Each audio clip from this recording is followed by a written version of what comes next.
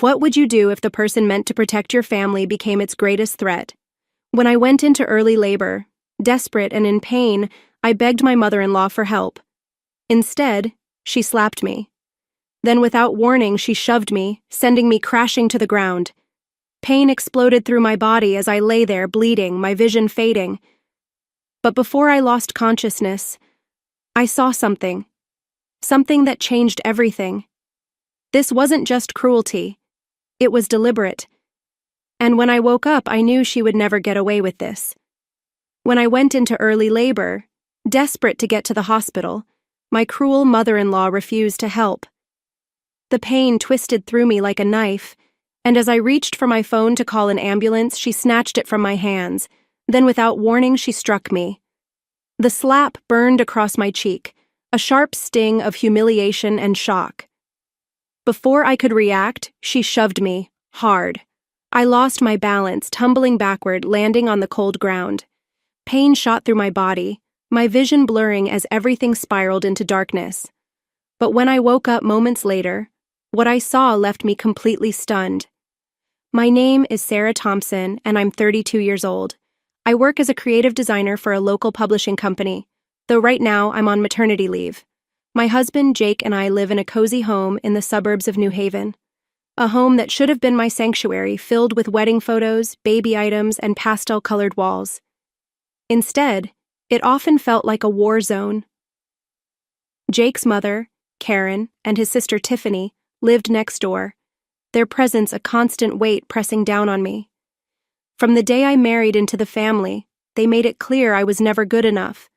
To them, I wasn't a lawyer. I wasn't a doctor. I wasn't the wife they had envisioned for Jake. Karen never missed an opportunity to remind me of my so-called shortcomings, and Tiffany thrived on making me feel like an outsider. Holidays and family gatherings became battlegrounds, where I endured passive-aggressive comments and judgmental glances. If I decorated the house in a way she disapproved of, Karen would call it cheap. If I dressed casually instead of wearing a polished, formal outfit, she'd sneer about how I didn't represent the family properly. But Tiffany? She took it further. She blamed me for taking her brother's attention away from her, and she made sure I knew it. Now, with Jake away on a business trip just 2 weeks before my due date, my anxiety was worse than ever. I had tried to be strong, to smile when he kissed me goodbye, but deep down, a quiet fear gnawed at me. Mrs. Harper, our elderly neighbor, had warned me. "Sarah," she had said, her voice low and serious. "Families like that can be dangerous. Keep your phone close. And if you feel threatened, record everything." I had laughed back then, brushing it off. Karen and Tiffany can be cruel, but they'd never actually crossed the line. I had been so wrong. That evening, I tried to keep myself busy, folding tiny baby clothes, smoothing down the soft blankets in the nursery. I pictured Jake holding our baby for the first time, the overwhelming joy in his eyes. The thought made me smile, but the silence in the house felt heavier than usual. I was about to head to bed when the first sharp pain ripped through me. It wasn't just a mild cramp. This was different, deeper. I sucked in a breath, pressing a hand to my belly. Just Braxton Hicks, I told myself. Nothing to panic about.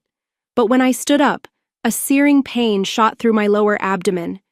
Then I felt it, a warm trickle down my leg.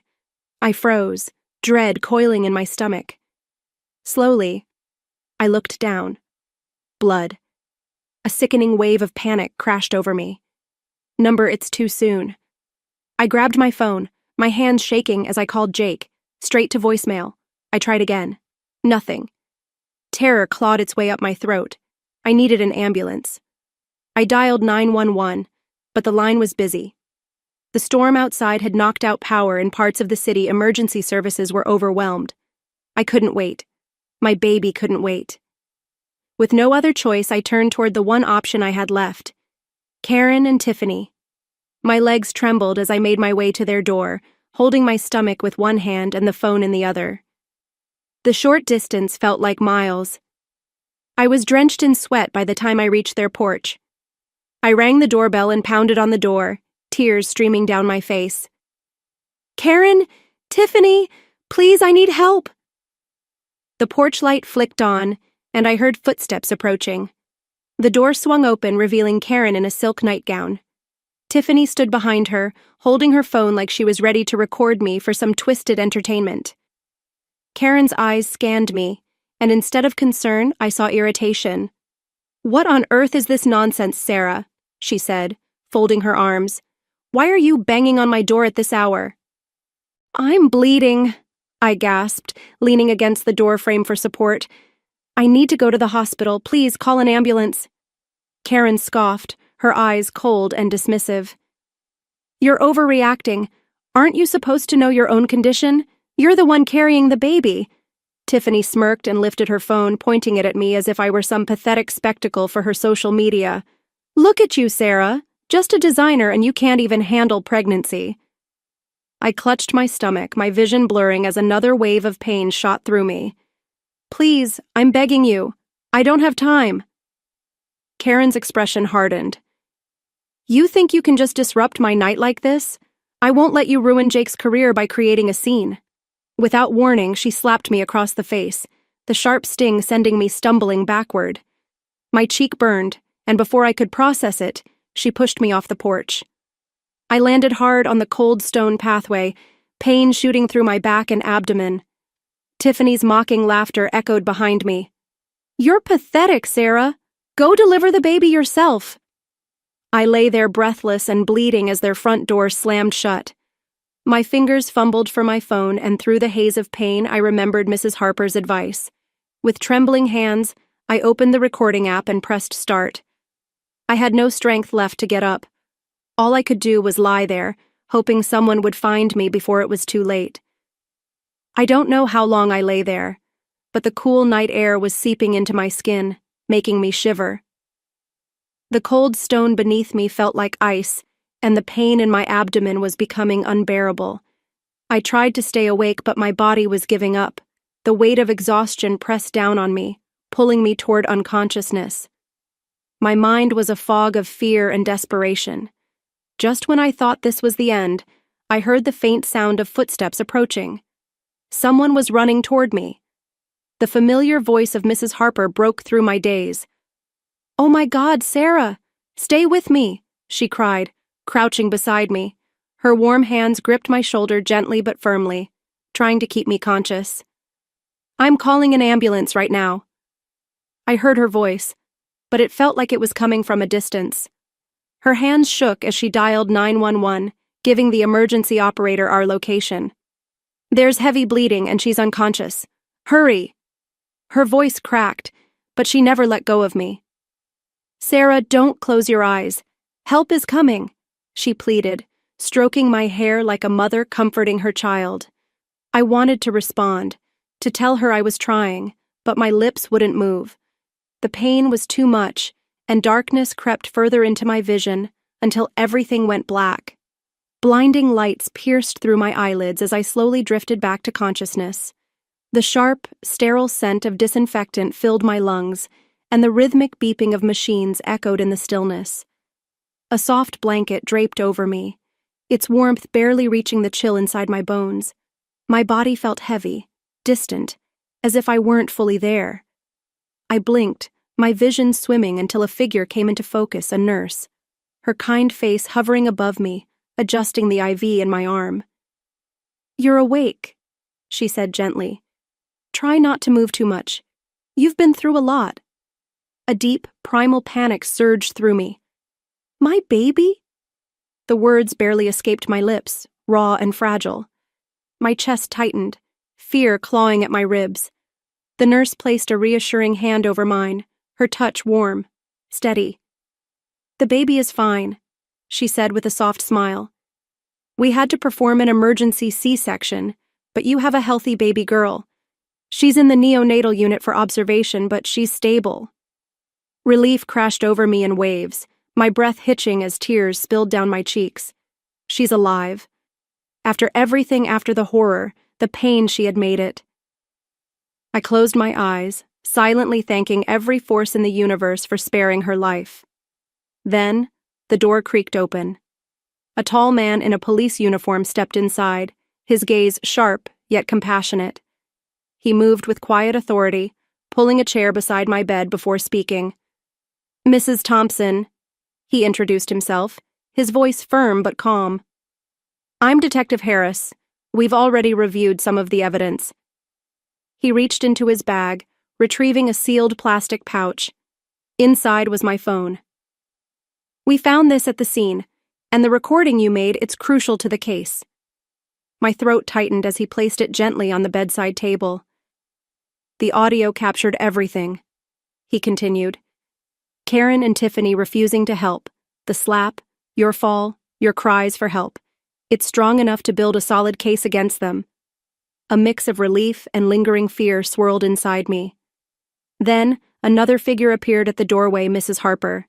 Her face was pale, etched with worry, but the relief in her eyes was unmistakable. Without hesitation, she stepped forward and took my hand, squeezing it gently. "I was worried sick about you," she murmured. "I stayed here all night just to make sure you were okay." A lump formed in my throat. "You saved me." Mrs. Harper shook her head. "No, Sarah. You saved yourself by recording what happened." A determined glint flashed in her eyes. "Karen and Tiffany will pay for this, mark my words." Detective Harris nodded. "They already are. We've taken both of them into custody. They're being charged with criminal negligence, aiding assault, and endangering the life of a pregnant woman."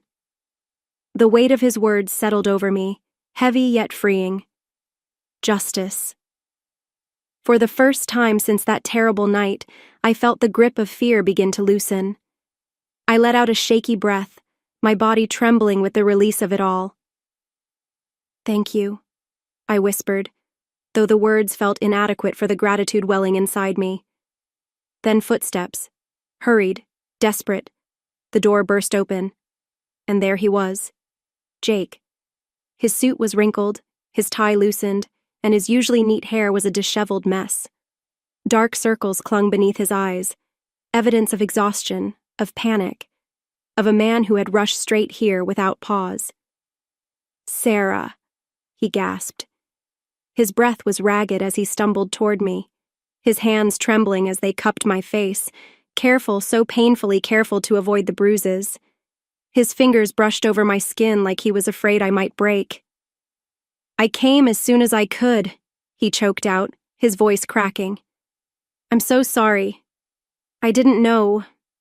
Tears welled in his eyes, raw and unrestrained. And for the first time in what felt like forever, I saw the man I had fallen in love with, the man who had unknowingly left me to fend for myself, but who was here now, broken by what had happened. The worst was over, but there was still so much to say. I managed a faint smile. "We're okay. The baby's okay." Jake leaned in, resting his forehead against mine. His breath was shaky, and I felt his tears mix with mine. "I didn't protect you. I should have been here." Detective Harris cleared his throat, breaking the emotional moment. "Mr. Thompson, I think it's important for you to hear the full recording of what happened that night." He placed a small speaker on the bedside table and pressed play. The room filled with the haunting sounds of my desperate pleas, Karen's cold dismissal, Tiffany's mocking laughter, and the sharp slap that sent me to the ground. Jake's grip on my hand tightened as the recording continued. His knuckles turned white, and tears streamed down his face when he heard me begging for help. When the audio ended, the silence in the room was suffocating. Jake's head hung low, and for a moment he didn't move. But then his shoulders straightened, and a look of fierce determination replaced the sadness in his eyes. "They did this to you," he said through gritted teeth. "My own family." He turned to the detective. "What happens now?" Detective Harris remained calm but firm. "We've already obtained confessions from both Karen and Tiffany during questioning. Karen admitted that she couldn't stand the idea of you having a child with Sarah, believing the baby would steal you away from her. Tiffany said she wanted to teach your wife a lesson for taking her brother's attention." Jake clenched his fists. "They'll pay for this, whatever it takes. I won't let them get away with it. They won't." Detective Harris assured him. Given the evidence we have, the recording, the medical reports, and their confessions, the prosecution is confident they'll face serious consequences. 2 weeks later, I found myself sitting in the courtroom, Jake's hand tightly gripping mine as we waited for the verdict. The air was heavy with anticipation. Reporters filled the back rows, their pens poised over notepads, waiting for the story that had captured public attention. Across the room, Karen and Tiffany sat stiffly, their faces devoid of emotion, but their eyes occasionally darting toward us. Karen still wore her air of superiority as though she believed she could talk her way out of this, but the evidence against her was overwhelming. The judge cleared his throat, and the courtroom fell silent. He began reading the charges: criminal negligence, aiding and abetting assault, and endangering the life of a pregnant woman. Karen shifted in her seat, her fingers clenching the sides of the wooden bench as if bracing for impact. Tiffany sat motionless, staring straight ahead. Given the overwhelming evidence, including recorded audio and visual proof, as well as the defendant's confessions, the judge continued, this court finds both Karen Thompson and Tiffany Thompson guilty. There was a collective gasp from the courtroom audience. Karen's expression finally cracked and she covered her face with her hands. Tiffany, on the other hand, kept her composure, but her eyes betrayed the storm of emotions raging within her. The judge's voice was steady as he announced the sentences. Karen Thompson, 3 years in prison without the possibility of parole. Her deliberate actions had almost cost 2 lives, and her punishment reflected the severity of her crime.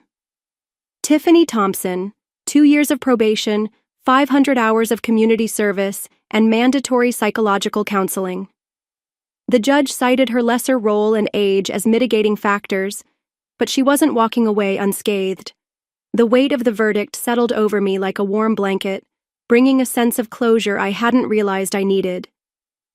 As the officers led Karen and Tiffany out in handcuffs, Karen turned back, her eyes filled with hatred, but her glare had lost its power. She was no longer the woman who had pushed me to the ground and left me to suffer. She was just another criminal facing justice. I exhaled, leaning into Jake's shoulder as relief washed over me. "It's over," I whispered. Jake kissed the top of my head. "They can't hurt you or our baby anymore."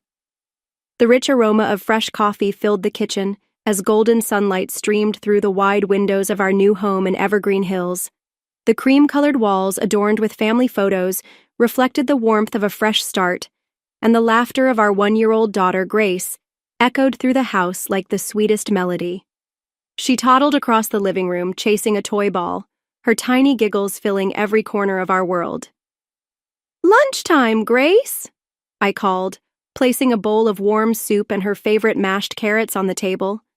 She let out a delighted squeal, stumbling forward on chubby legs, her arms reaching for me. I scooped her up, pressing a soft kiss to her forehead, marveling at how strong and full of life she had become. The sound of the front door opening made me look up. "I'm home!" Jake's voice rang through the house, warm and familiar. He set his briefcase down near the door and crossed the room in a few strides, pressing a kiss to my lips before lifting Grace into his arms. "How was work?" I asked, smiling as he twirled her around, making her giggle. "Busy, but I couldn't wait to get back to you two." His transfer to a local tech company had been the best decision we had ever made. The long hours and stress of his old job were gone, replaced with something better, something that gave him the time to truly be here with us. We had left behind the toxicity of the past, and now, every moment felt lighter. As I reached for my phone, an unread email caught my attention. "Oh, we got a message from Mrs. Harper," I said, glancing up. "She says she's proud of us and hopes our new life continues to shine brighter." Jake's expression softened. "We owe her more than she'll ever know. If it weren't for her that night, things could have ended so much worse." I nodded, my heart swelling with gratitude. But we made it through. That evening, we sat together on the porch, watching Grace play in the garden as the sun dipped below the rolling hills. The scent of blooming flowers drifted in the warm air, the sky painted in soft shades of pink and gold. And for the first time in a long time, I felt something that had once seemed impossible: peace. The weight of fear, of uncertainty, of the past that had once haunted me. It was gone. "You know," I murmured, resting my head against Jake's shoulder, "I accepted that part-time design job I told you about. They're flexible with my schedule, and it's exactly the creative work I love." His face lit up with pride. "That's amazing, Sarah," he said, pressing a kiss to my forehead. "I'm so proud of you." In the garden, Grace squealed with laughter as she chased soap bubbles, her tiny hands reaching toward the sky. I watched her, a smile spreading across my lips. We had come so far. The road ahead would still have challenges, that was life. But we were stronger now. We had endured the storm and stepped into the sunlight. And as I held Jake's hand, watching our daughter twirl beneath the golden light of dusk, I realized that this right here was what happiness truly felt like. Not just survival, but freedom. A new beginning. In many families, the role of a mother-in-law carries weight, tradition, and sometimes unspoken power. Karen embodied that power, using it not to nurture, but to control. She saw Sarah not as a daughter-in-law, but as a threat, someone who disrupted the hierarchy she had built over years. Tiffany, mirroring her mother, took on the same mindset, ensuring Sarah always felt like an outsider. But here's the truth: family should never be a battleground. In many cultures, loyalty to family is valued above all else, even at the cost of individual well-being. Women, in particular, are expected to endure hardships within their in-laws' homes, maintaining silence for the sake of peace. Sarah's situation isn't uncommon. Countless women find themselves trapped in toxic family dynamics, unable to speak out for fear of judgment, isolation, or retaliation. But silence is what allows abuse to continue. Sarah did something revolutionary. She documented the abuse. She took control of her own narrative, ensuring that Karen and Tiffany couldn't twist the truth in their favor. In doing so, she not only secured justice for herself, but sent a clear message. This cycle ends here. So many people go through life believing they have to tolerate cruelty because that's just how family is. But at what point does that become an excuse for harm? Sarah's story challenges that notion. It forces us to ask, when do we stop enduring and start fighting back? When do we say, enough is enough? If you were in Sarah's position, would you have forgiven Jake's family after everything they did? Should toxic relatives ever get a second chance? Share your thoughts in the comments, and if you want more stories like this, don't forget to subscribe for the next one.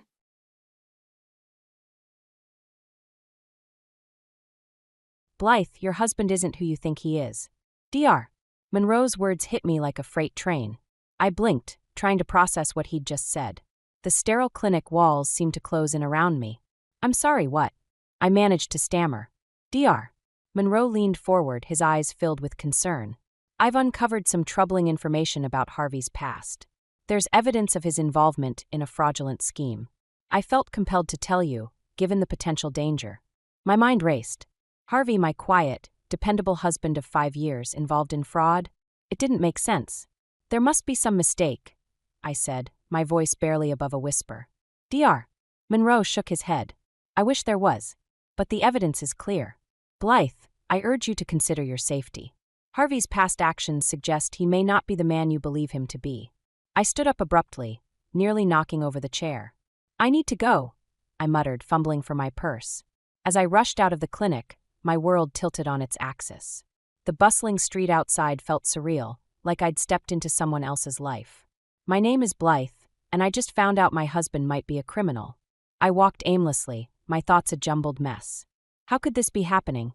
Harvey and I had built a life together. Sure, it wasn't perfect, but whose marriage was? We had our routines, our quiet evenings, our shared dreams for the future. But as I walked, doubts began to creep in.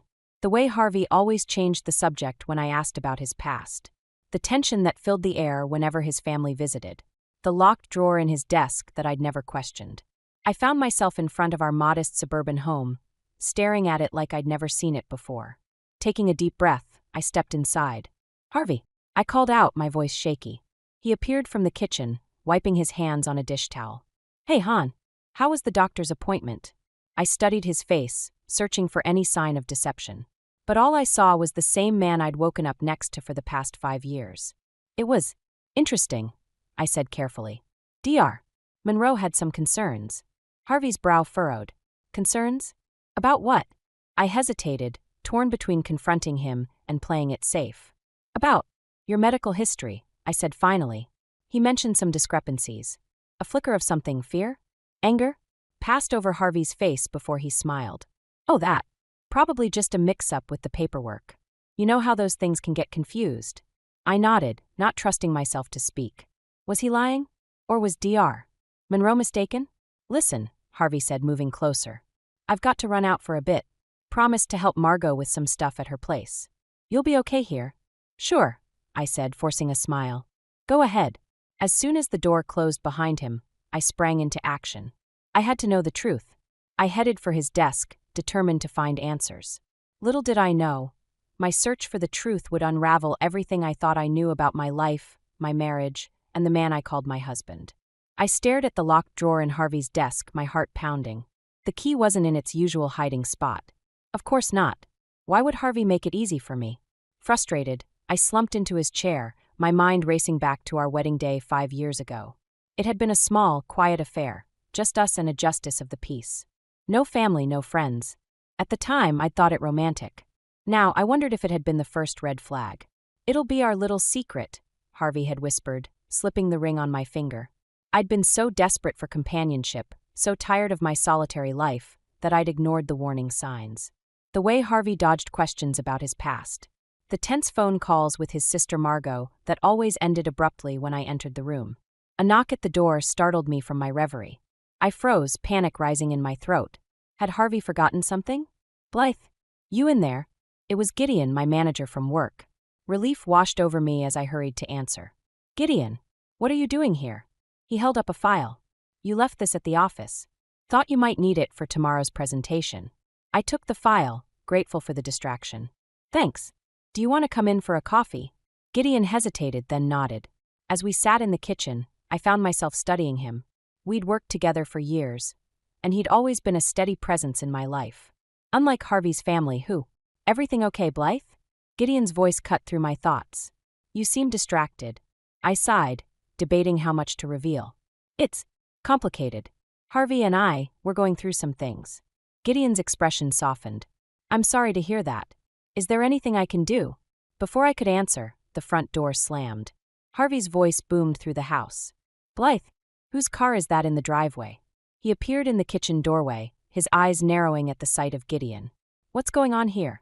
Gideon just dropped off some work files, I explained, hating the defensive note in my voice. Harvey's gaze flickered between us, suspicion evident. Right. Well, don't let me interrupt. As he stalked off, the tension in the room was palpable. Gideon cleared his throat. I should go. See you tomorrow, Blythe. After he left, I braced myself for the confrontation I knew was coming. Sure enough, Harvey reappeared, his face thunderous.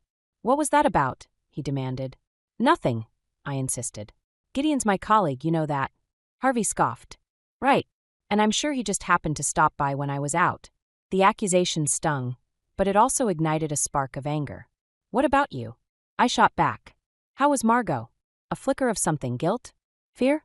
Crossed Harvey's face before he masked it. Fine. What's that supposed to mean? I took a deep breath, deciding to push further. I don't know, Harvey. You tell me. Seems like there's a lot you're not saying these days. The air between us crackled with tension. For a moment, I thought Harvey might confess, might offer some explanation for the growing web of lies I sensed around us. Instead, he turned away. I'm going to bed. Don't wait up. As I watched him go, a chill settled over me. The man I'd married, the life I thought we'd built together, it was all starting to feel like a carefully constructed illusion. And I was determined to tear it down, no matter the cost. I pulled out my phone, hesitating for just a moment before dialing. Gideon? It's me. I need your help with something. I stood in our bedroom, staring at the empty space where my grandmother's antique necklace used to be. My heart raced as I frantically searched through drawers and boxes, hoping I'd simply misplaced it. But deep down, I knew the truth. Harvey, I called out, my voice trembling. Have you seen my necklace? He appeared in the doorway, his face a mask of concern. The one from your grandmother? No, I haven't. Are you sure you didn't leave it at work? I shook my head, fighting back tears. It's always here. Always. Harvey's brow furrowed. Maybe it fell behind the dresser? Here, let me look. As he made a show of searching, I watched him carefully. Was that guilt in his eyes? Or was I seeing what I wanted to see? I'm sorry, honey, he said finally. I don't see it anywhere. I nodded numbly, my mind racing. First Dr. Monroe's warning, then the missing necklace. What was happening to my life? Later that day, I decided to check our joint bank account. What I saw made my blood run cold. Thousands of dollars were missing, with no explanation. I called the bank immediately, my hands shaking as I held the phone. There must be some mistake, I insisted. The customer service representative's voice was sympathetic, but firm. I'm sorry, Mrs. Calloway, but these transactions were authorized using your account information. There's no sign of fraud. As I hung up, a terrible realization dawned on me. Harvey. It had to be Harvey. That night, as we sat at the dinner table, I studied my husband. His behavior had become increasingly erratic over the past few weeks. Late nights at work, hushed phone conversations, unexplained absences. Everything okay? Harvey asked, noticing my stare.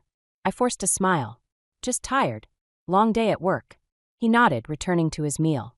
I watched as he shoveled food into his mouth, wondering how I could have been so blind. How long had this been going on? What else was he hiding? After dinner, Harvey announced he was going out. Margot needs help with something, he said vaguely. As soon as the door closed behind him, I sprang into action. I'd had enough of the lies and secrecy. It was time to get answers. I called Gideon, my voice urgent. I need your help. Can you come over? 20 minutes later, Gideon arrived with a small package. Are you sure about this, Blythe? He asked, concern etched on his face. I nodded firmly. I need to know the truth. Together, we installed hidden cameras throughout the house. In the living room, the kitchen, Harvey's study. As we worked, Gideon filled me in on what he'd discovered. I did some digging, he said quietly. Harvey's been making regular cash withdrawals from an account you don't know about. And there are phone records showing frequent calls to a number I couldn't trace. My heart sank. So it's true. He's been lying to me all along. Gideon placed a comforting hand on my shoulder. I'm so sorry, Blythe. What are you going to do? I took a deep breath, steeling myself. I'm going to catch him in the act. And then I'm going to make him pay for what he's done. As Gideon left, I sat alone in the darkened house, surrounded by hidden cameras and shattered trust. The woman I'd been just a few weeks ago, trusting, naive, content in her marriage, seemed like a stranger now. I heard Harvey's key in the lock and quickly composed myself. As he walked in, I greeted him with a smile that didn't reach my eyes. How was Margot? I asked innocently. Harvey shrugged. Fine. Just needed help moving some furniture. Another lie. I nodded, playing along. That's nice of you to help. As we settled in for the evening, I felt a strange calm settle over me. The cameras were rolling, capturing every moment. Soon I'd have the evidence I needed. And then, Harvey Calloway would learn that he'd picked the wrong woman to deceive. My hands trembled as I inserted the memory card into my laptop. 3 days of footage from the hidden cameras lay before me, promising answers I both craved and dreaded. I took a deep breath and pressed play. At first, it was mundane. Harvey moving through the house, talking on the phone, watching TV. But then, on the second day, everything changed. Harvey entered his study, looking furtively over his shoulder. He pulled out a burner phone I'd never seen before and dialed. Margot, it's me. We need to move faster. My blood ran cold as I listened to their conversation. They spoke in hushed tones about bank accounts, transferred funds, and a plan to get out clean. Blythe suspects nothing, Harvey assured Margot. By the time she figures it out, we'll be long gone. Tears stung my eyes as the betrayal sank in. Not just Harvey, but Margot too. How long had they been plotting against me?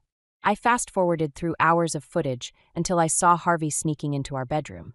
He went straight to my jewelry box, removing my grandmother's necklace and other valuable pieces. That bastard, I hissed, clenching my fists. The final blow came when I watched Harvey in a heated discussion with someone on his burner phone. Listen, Florence, he snapped. I don't care what you think of Blythe. This isn't about her. It's about securing our future. Florence, Harvey's mother. She was in on it too. I sat back, my mind reeling. The entire Calloway family had been conspiring against me, draining my accounts, stealing my possessions, all while I remained blissfully unaware. A knock at the door startled me. Blythe, you in there? It was Gideon. I quickly closed the laptop and wiped my eyes. "Come in," I called, trying to steady my voice. Gideon entered, concern etched on his face. "I came as soon as I got your message. What did you find?" I couldn't hold back anymore. The tears flowed freely as I recounted everything I'd seen and heard. Gideon listened, his expression darkening with each revelation. "My God, Blythe," he said when I finished. "I'm so sorry. What are you going to do?" I stood up, a newfound resolve stealing my spine. "I'm going to confront them. All of them. At the family dinner this weekend." Gideon looked alarmed. "Is that safe? Maybe we should go to the police first." I shook my head. "No. I need to see their faces when I expose their lies. I need them to know that I'm not the weak, naive woman they thought I was." "At least let me come with you," Gideon pleaded. "For backup." I considered his offer. Having Gideon there would provide some comfort, but this was my battle to fight. "Thank you, but no. I need to do this alone." As Gideon left, I turned back to the laptop, steeling myself to watch more footage. I needed to gather every scrap of evidence, every damning conversation. Hours passed as I pieced together the full extent of their deception. By the time Harvey returned home, I had a complete picture of their scheme. "Hey, honey," Harvey called as he walked in. "Everything okay? You look tired." I plastered on a fake smile. "Just a long day at work. How about you? How was your day?" Harvey launched into a fabricated story about his day at the factory. I nodded along, marveling at how easily the lies fell from his lips. As we prepared for bed that night, I watched Harvey with new eyes. This man, who I'd loved and trusted for 5 years, was nothing but a fraud. A thief. A liar. But soon, very soon, he would learn that he'd underestimated me. The family dinner was in 2 days, and I would be ready. Ready to unmask the Callaways and reclaim my life. As I drifted off to sleep, a small, satisfied smile played on my lips. The tables were about to turn, and Harvey wouldn't know what hit him.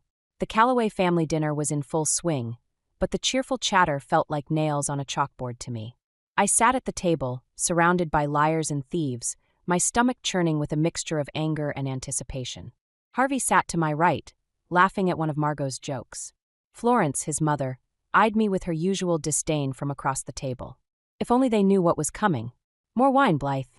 Harvey asked, reaching for my glass. I nodded, forcing a smile. "Please." As he poured, I caught Margot watching us, a glint of something sinister in her eyes. She knew. They all knew. But they had no idea that I knew too. "So, Blythe," Florence began, her voice dripping with false sweetness. "How's work? Still slaving away at that pharmaceutical company?" I took a sip of wine, steeling myself. "Actually, Florence, I've been quite busy lately. Uncovering some interesting information." The table fell silent. Harvey's hand froze midair, the wine bottle tilting dangerously. "Oh!" Margot leaned forward, her smile tight. "What kind of information?" I met her gaze steadily. "The kind that involves missing jewelry, drained bank accounts, and secret phone calls." The color drained from Harvey's face. "Blythe, what are you talking about?" I turned to him, my voice ice cold. "I think you know exactly what I'm talking about, Harvey. Or should I play the recordings for everyone?" Chaos erupted. Harvey jumped to his feet, knocking over his chair. Margot's wine glass shattered on the floor. Florence's mouth opened and closed like a fish out of water. "You've been spying on me?" Harvey shouted, his face contorted with rage. I stood up slowly, my calm demeanor a stark contrast to their panic. "I prefer to call it protecting myself. From all of you." Margot recovered first, her manipulative instincts kicking in. "Blythe, dear, I think you've misunderstood something. We were planning a surprise for you, Dash." "Save it, Margot," I snapped. "I heard everything. The plans to drain my accounts, to steal my possessions. The scheme to leave me with nothing while you all rode off into the sunset." Florence found her voice at last. "How dare you accuse us? After everything we've done for you, Dash." I laughed bitterly. "Done for me? You've done nothing but plot against me from the day I married Harvey. Well, guess what? The meek, naive Blythe you thought you knew is gone." I turned to Harvey, my heart breaking even as my resolve strengthened. "I trusted you. I loved you. And this is how you repay me." For a moment I saw a flicker of remorse in his eyes. But it was quickly replaced by cold calculation. "You can't prove anything," he said flatly. I pulled out my phone, holding it up for all to see. "Actually, I can. Every conversation, every secret meeting, every lie, it's all here. And copies have already been sent to my lawyer." The room fell deathly silent. I looked at each of them in turn, Harvey, Margot, Florence, seeing the realization dawn that their carefully laid plans were crumbling. "So here's what's going to happen," I said, my voice steady. "You're going to return every penny you stole from me. You're going to hand over my grandmother's necklace and any other items you've taken. And then, you're going to disappear from my life. For good." Margot tried one last time. "Blythe, please, we can explain dash." "Save it." I cut her off. "I'm done with your explanations. I'm done with your lies. I'm done with all of you." I grabbed my purse and headed for the door, pausing to look back at the stunned faces of the Calloway family. "Oh, and Harvey? I want a divorce." As I walked out into the cool night air, I felt a weight lift from my shoulders. The confrontation I'd dreaded for days was over, and I'd emerged victorious. But as the adrenaline faded, a new emotion took hold, a mix of sadness and determination. This wasn't the end. It was just the beginning of my fight for justice. And I was ready for whatever came next. I sat in Gideon's office, my hands trembling as I clutched a steaming cup of coffee. The events of the family dinner still echoed in my mind, a cacophony of accusations and shattered illusions. "Blythe, there's something else you need to know," Gideon said, his voice heavy with reluctance. I looked up, bracing myself. "What is it?"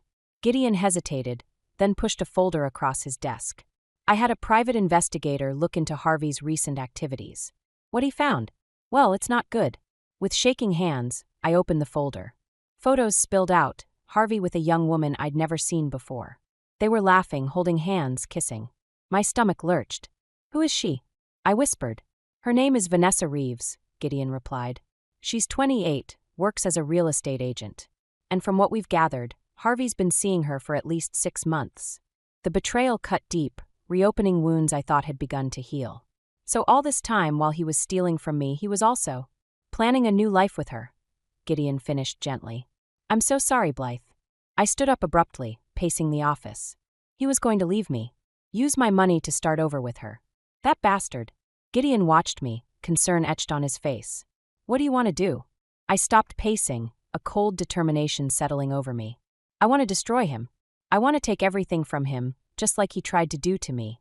"Blythe," Gideon said cautiously, "I understand you're hurt, but revenge isn't always the answer." I whirled on him. "Isn't it? He lied to me, stole from me, cheated on me. He and his family tried to leave me with nothing. Why shouldn't I return the favor?" Gideon stood, moving around the desk to face me. "Because you're better than that. Don't let them turn you into something you're not." For a moment I wavered. Then I remembered the look on Harvey's face at the dinner, the cold calculation in his eyes.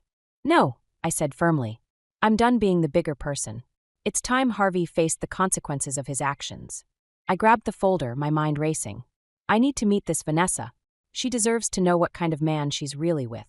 Gideon sighed, recognizing the futility of trying to change my mind. "At least let me come with you." "For support." I nodded, grateful for his unwavering presence in my life. As we left his office, a plan began to form in my mind. Harvey thought he could discard me and start a new life. I'd make sure that new life crumbled before it even began. We tracked Vanessa to a coffee shop downtown. As I watched her through the window, sipping her latte and checking her phone, a mix of emotions washed over me. Anger at Harvey, pity for this woman who had no idea what she was getting into, and a grim satisfaction at what I was about to do. "Are you sure about this?" Gideon asked one last time. I nodded, squaring my shoulders. "It's time for the truth to come out. All of it." As I pushed open the door to the coffee shop, I felt a shift within me. The naive, trusting Blythe was gone. In her place stood a woman hardened by betrayal, driven by a thirst for justice. Or was it revenge? I approached Vanessa's table, my heart pounding. She looked up, confusion crossing her face. "Can I help you?" she asked. I sat down across from her, placing the folder on the table. "My name is Blythe Calloway, and we need to talk about Harvey." Vanessa's eyes widened in recognition and fear. In that moment, I knew I held the power to shatter her world, just as mine had been shattered. The question was, could I go through with it?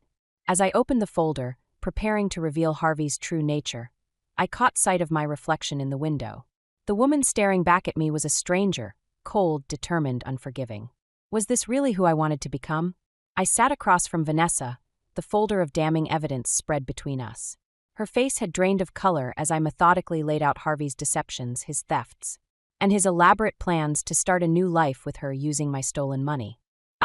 I had no idea," Vanessa whispered, her hands shaking as she picked up a photo of Harvey and me on our wedding day. He told me he was divorced. A pang of sympathy cut through my anger. He's been lying to both of us, I said, my voice softer than I'd intended. Suddenly, the coffee shop door burst open. Harvey stormed in, his face contorted with rage. What the hell do you think you're doing, Blythe? I stood, steeling myself for the confrontation. I'm telling the truth, Harvey. Something you should have done a long time ago. Harvey's eyes darted between Vanessa and me, panic replacing anger. Vanessa, baby, don't listen to her. She's just jealous, trying to ruin what we have. Vanessa stood up slowly, her voice trembling. Is it true, Harvey? Did you steal from your wife? Were you planning to use that money to start over with me? Harvey's facade crumbled. I can explain. It's not what you think. It's exactly what she thinks. I cut in, my voice ice cold.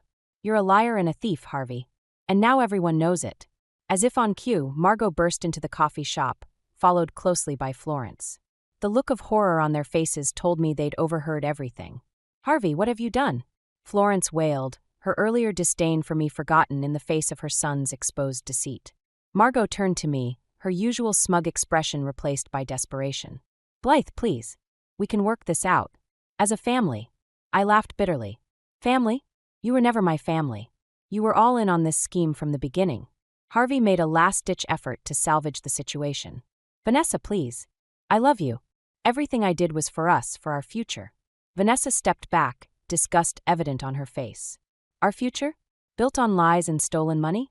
I want nothing to do with you, Harvey. It's over. As Vanessa stormed out, I felt a weight lift from my shoulders. The truth was finally out, and Harvey was facing the consequences of his actions. Florence collapsed into a chair, sobbing. Margot stood frozen, the reality of their ruined plans sinking in. And Harvey looked broken, his carefully constructed world crumbling around him. Blythe, he pleaded, reaching for me. I'm sorry. I never meant for it to go this far. We can start over, make things right. I stepped back, out of his reach. No, Harvey. We can't. It's too late for that. As I turned to leave, I caught sight of Gideon waiting by the door, a silent pillar of support. I walked towards him, ready to leave this chapter of my life behind. Harvey's voice stopped me. You've ruined everything, he spat, his tone venomous. I hope you're happy now. I turned back one last time, meeting his gaze. This isn't about happiness, Harvey. It's about justice.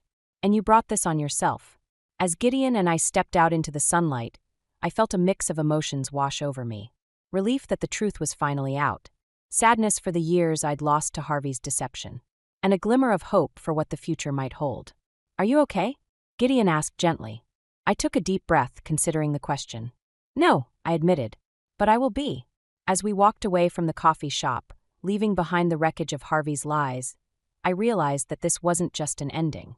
It was also a beginning. A chance to reclaim my life, to rebuild on my own terms. The road ahead wouldn't be easy. There were still legal battles to face, wounds to heal. But for the first time in years, I felt truly free. The woman who had walked into that coffee shop seeking revenge was gone. In her place stood someone stronger, wiser, and ready to embrace whatever came next. I glanced at Gideon, feeling a surge of gratitude for his unwavering support. Thank you, I said softly. For everything. He smiled, a warmth in his eyes that I'd never fully appreciated before. Anytime, Blythe. Anytime. As we walked on, I felt the first stirrings of something new. Not just hope, but possibility. The future stretched out before me, uncertain but full of promise. And for the first time in a long time, I was ready to face it head-on. 6 months after the confrontation at the coffee shop, I stood in my new apartment, surrounded by boxes and the promise of a fresh start. The divorce was finalized, Harvey's deceit fully exposed, and I was finally free to rebuild my life on my own terms. A knock at the door pulled me from my thoughts. I opened it to find Gideon, a warm smile on his face and a bottle of champagne in his hand. Thought we should celebrate your new beginning, he said, stepping inside. As we sat on my couch, sipping champagne from mismatched mugs, the glasses were still packed away. I felt a sense of peace wash over me. I can't believe how much has changed, I mused. A year ago, I thought I knew exactly what my life was. Now, Gideon nodded. Now you're free. Free to be who you really are, without Harvey's lies holding you back. I smiled, realizing the truth in his words. You know, when Dr. Monroe first warned me about Harvey, I was terrified. I thought my world was ending. But really, it was just beginning. We talked late into the night, reminiscing about the tumultuous journey of the past year. The shock of Harvey's betrayal, the pain of uncovering his lies, the strength I'd found in standing up to him and his family. "I'm proud of you, Blythe," Gideon said softly. "You've been through hell, but you've come out stronger." I felt a warmth in my chest that had nothing to do with the champagne. "I couldn't have done it without you, Gideon. You've been my rock through all of this." Our eyes met, and for a moment, I saw something more than friendship in his gaze. But he looked away, clearing his throat. "So, what's next for Blythe Calloway?" he asked, changing the subject. I took a deep breath, excitement bubbling up inside me.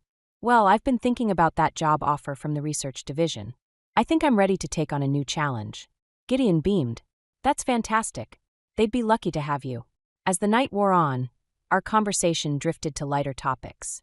We laughed about office gossip and shared dreams for the future. For the first time in years, I felt truly alive, unburdened by secrets and lies. When Gideon finally stood to leave, I walked him to the door. We hesitated, the air between us charged with unspoken possibilities.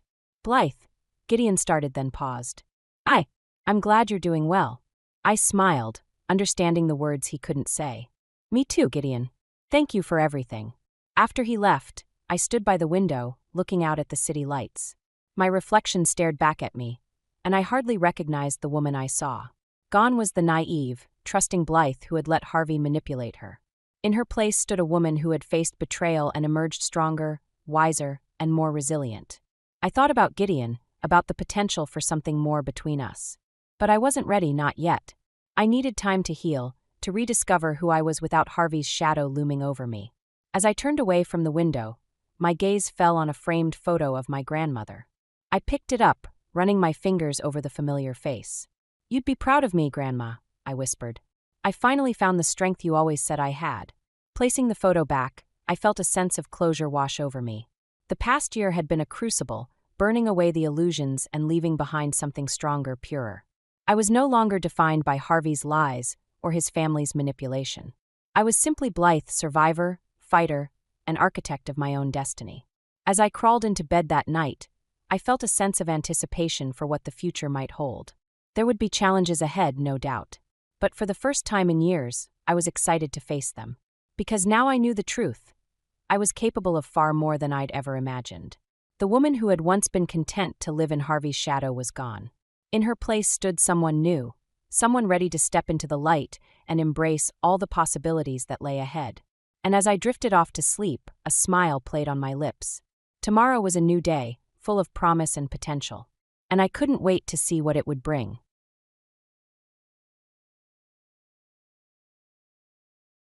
"This isn't a mistake, Mrs. Harlow. Your card was used to book a suite at the Starlight Hotel for next month," the customer service representative insists, her voice tinged with disbelief. I gripped the phone tighter, my knuckles turning white. "That's impossible. I haven't made any hotel reservations. The charge is for $1,200, ma'am. It was processed yesterday at 3:42 p.m. My stomach lurches. Yesterday at 3:42 p.m., I was elbow-deep in a patient's chest cavity, assisting with open-heart surgery. There's no way I could have made that booking. Can you tell me who made the reservation?" I asked, trying to keep my voice steady. "I'm sorry, Mrs. Harlow, but I can only discuss that information with the cardholder." "I am the cardholder," I snapped, frustration bubbling over. The reservation was made under the name Gideon Harlow. The world tilts on its axis. Gideon, my husband, the stay-at-home dad who claims he can barely find time to shower between taking care of our daughter and managing the household. "I see," I managed to choke out. "Thank you for bringing this to my attention. Please cancel the reservation and flag any future charges from that hotel."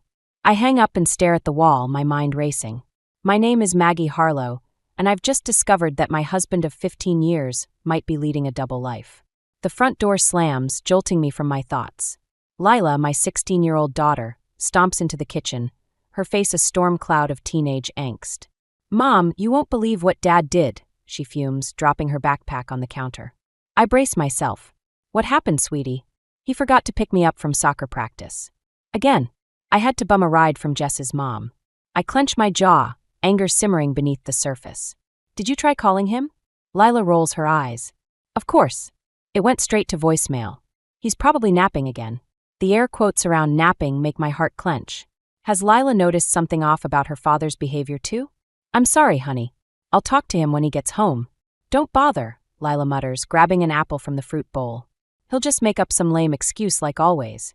As she retreats to her room, I'm left alone with my thoughts and the damning evidence of that hotel reservation. I pull out my phone and open my banking app, scrolling through recent transactions. My blood runs cold. There, nestled between grocery store purchases and utility bills, are a series of charges I don't recognize. A high-end jewelry store, an upscale restaurant, and now the Starlight Hotel. The pieces start to fall into place, forming a picture I don't want to see. Gideon's sudden interest in his appearance. The late-night work calls from the PDA. The lingering scent of unfamiliar perfume on his clothes. I've been so focused on my career, on being the family's breadwinner, that I've missed the signs right in front of me. The garage door rumbles open, announcing Gideon's arrival. I quickly close the banking app and plaster on a smile as he walks in, looking disheveled but oddly energized. "Hey, babe," he says, leaning in for a kiss. I turn my cheek at the last second, his lips grazing my skin. "Where were you?" I ask, trying to keep my voice neutral. Lila needed a ride home from soccer practice. Gideon's eyes widen for a fraction of a second before he recovers. "Oh shit. I completely forgot. I was, helping Daphne with some PDA stuff. Lost track of time." Daphne, the vivacious blonde who always seems to be touching Gideon's arm at school events. My stomach churns. "It's fine," I lie. "I'm sure Lila understands." Gideon nods, relief washing over his face. He heads upstairs to shower, leaving me alone with the weight of my suspicions. I stare at the phone in my hand, the evidence of Gideon's betrayal burning a hole in my pocket. In that moment, I make a decision. I won't confront him. Not yet. First, I need proof. And when I get it, I'll make sure Gideon Harlow regrets ever taking me for granted. The school gymnasium buzzes with chatter as parents and teachers mill about, discussing fundraisers and upcoming events. I scan the crowd, searching for Gideon.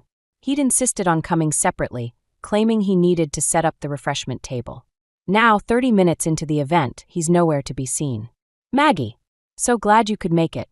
I turn to see Daphne sauntering towards me, her perfectly coiffed blonde hair bouncing with each step. My eyes are immediately drawn to her wrist, where a glittering diamond bracelet catches the light. My breath catches. It's identical to the one listed on our credit card statement. "Daphne," I manage, forcing a smile. "That's a beautiful bracelet." She beams, holding out her arm for inspection. "Isn't it gorgeous? It was a gift from a dear friend." The pause before "dear friend" is minute, but it speaks volumes. I feel sick. "It must be quite a friend," I say, struggling to keep my voice light. "Those diamonds look expensive." Daphne's smile falters for a moment before she recovers. "Oh, you know how it is. Some people just have exquisite taste." Before I can respond, Gideon appears at her side, slightly out of breath. "Sorry I'm late," he says, not meeting my eyes. "Got held up with the refreshments." I notice a smudge of lipstick on his collar, the exact shade Daphne is wearing. "No worries," Daphne chirps, her hand lingering on Gideon's arm a beat too long. "I was just admiring Maggie's outfit. Isn't she lovely?" Gideon nods absently, his gaze darting around the room. "Yeah, sure. Listen, we should probably start the meeting." As they walk away, heads bent close in conversation, I feel a presence at my side. It's Lila, her face a mix of confusion and disgust. "Mom," she whispers, "did you see that?" I nod, unable to speak past the lump in my throat. "Dad's being weird," Lila continues. "And that Daphne woman is always hanging around him. Do you think?" I squeeze her hand, cutting off her train of thought. "Let's not jump to conclusions, sweetie. I'm sure there's an explanation." But even as I say the words, I know they're a lie. The evidence is mounting, and I can no longer ignore the truth staring me in the face. The meeting drags on, a blur of budget discussions and volunteer sign-ups. I barely hear a word, my mind racing with possibilities and plans. When it finally ends, Gideon makes a beeline for the exit. "I've got to run," he says, not quite meeting my eyes. "PDA stuff. Don't wait up." Before I can protest, he's gone, leaving me alone with Lila in the emptying gymnasium. "This is bullshit," Lila mutters, kicking at a stray balloon. I'm too drained to chastise her language. "Let's go home, honey." As we drive, Lila's words from earlier echo in my head. "Dad's being weird." She's noticed too. How long has this been going on? How blind have I been? At home, I pull out my laptop and start digging. Credit card statements, phone records, emails. anything that might give me concrete proof of Gideon's infidelity. With each discovery, my anger grows, fueled by a sense of betrayal so deep it threatens to consume me. A text from Gideon pings on my phone. Working late. Don't wait up. I stare at the message, my vision blurring with unshed tears. This man who vowed to love and cherish me is systematically dismantling our life together. And for what? A fling with a vapid PDA mom? In that moment, something inside me hardens. I won't be a victim. I won't let Gideon destroy what we've built. If he wants to play games, I'll show him just how outmatched he is. I pick up my phone and dial a number I haven't used in years. Ronan? It's Maggie. I need your help. As I outline my suspicions to Gideon's uncle, a plan begins to take shape. Gideon thinks he's being clever, but he has no idea what's coming. By the time I'm done, he'll wish he'd never even looked at Daphne. The game is on and I intend to win. The neon sign of Le Petit Bistro flickers in the twilight as I slouch lower in my rental car. It's been 3 hours since Gideon left for another late-night PDA meeting. 3 hours of me tailing him through the city, my heart pounding with each turn. He pulls into the restaurant's parking lot, and I hold my breath as a familiar blonde steps out of a sleek convertible to meet him. Daphne. My suspicions confirmed, I feel a cold fury settle in my chest. I watch as Gideon embraces her, his hands lingering on her waist. They share a kiss that's far from chaste before heading inside. My fingers tremble as I reach for my phone, snapping photos of their intimate exchange. Got you, I whisper, my voice thick with emotion.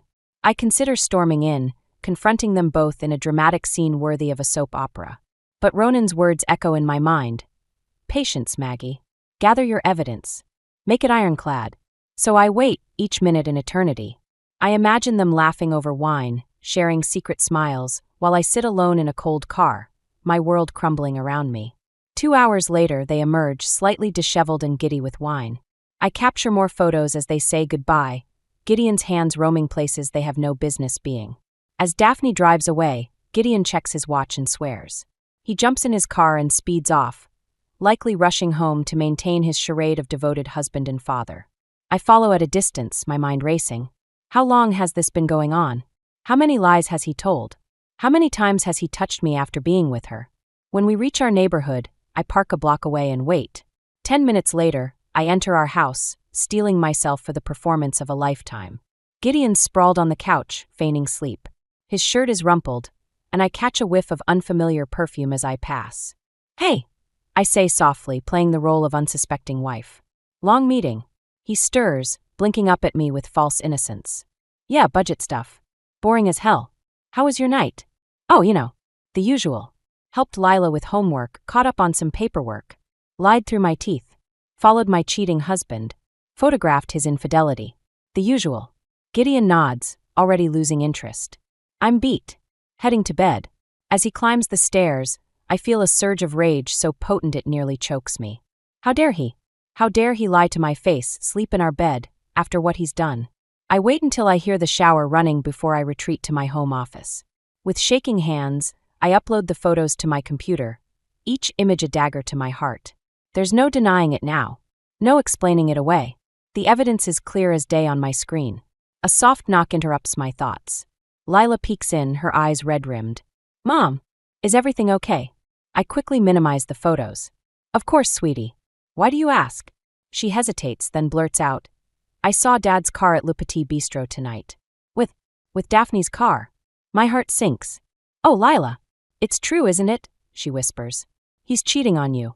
I consider lying, protecting her from the ugly truth. But looking into her eyes, I see a young woman who deserves honesty. Yes, I admit, my voice barely audible. I'm afraid it is. Lila's face crumples, and I pull her into a fierce hug. We cry together, mourning the loss of the family we thought we had. When the tears subside, Lila pulls back, her jaw set in a determined line that mirrors my own. What are we going to do? I think of the photos on my computer, of Ronan's offer of help, of the righteous anger burning in my veins. We're going to make it right, I tell her, my resolve strengthening. Your father thinks he can have his cake and eat it too, but he's about to learn that actions have consequences. As Lila nods, a mix of sadness and determination in her eyes, I know we're in this together. Gideon's web of lies is about to unravel, and I'll be damned if I let him hurt us any more than he already has. The game has changed. Now, it's not just about exposing the truth. It's about reclaiming our dignity and securing our future.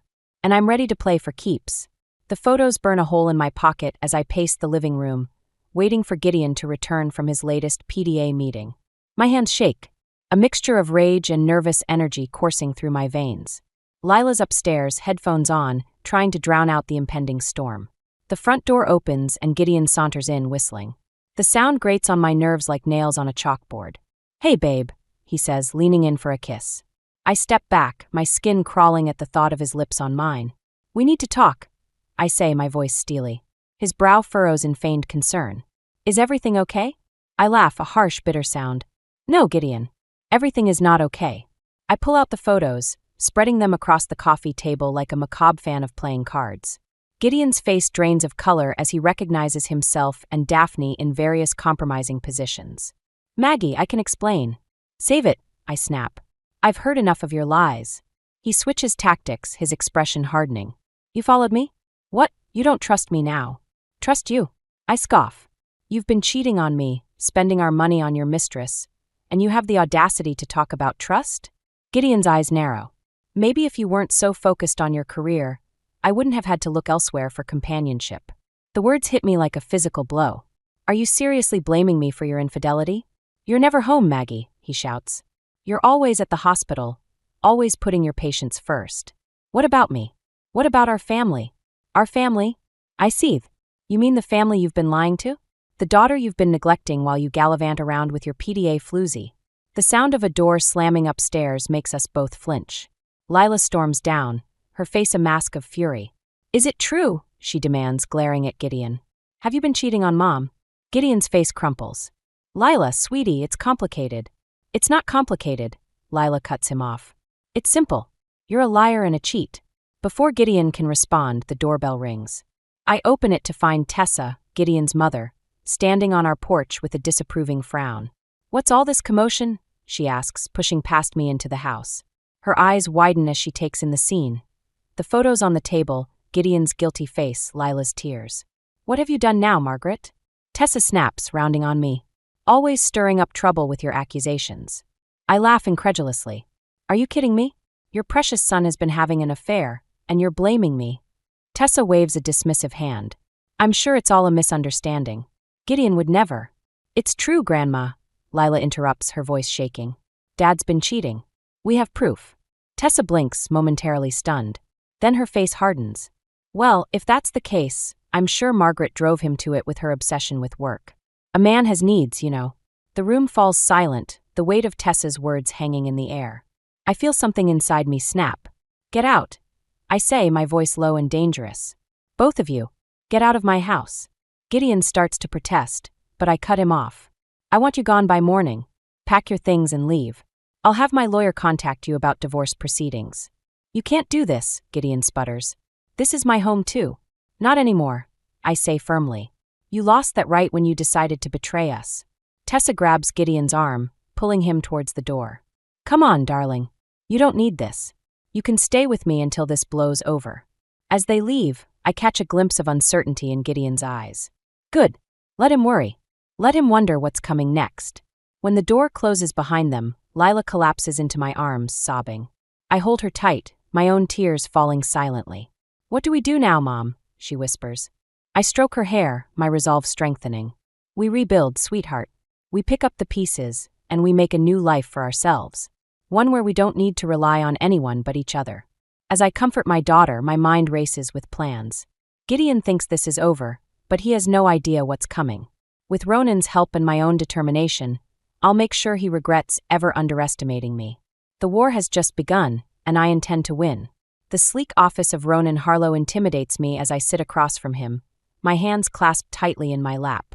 Gideon's uncle has always been an enigma, wealthy, influential, and decidedly estranged from Tessa and her son.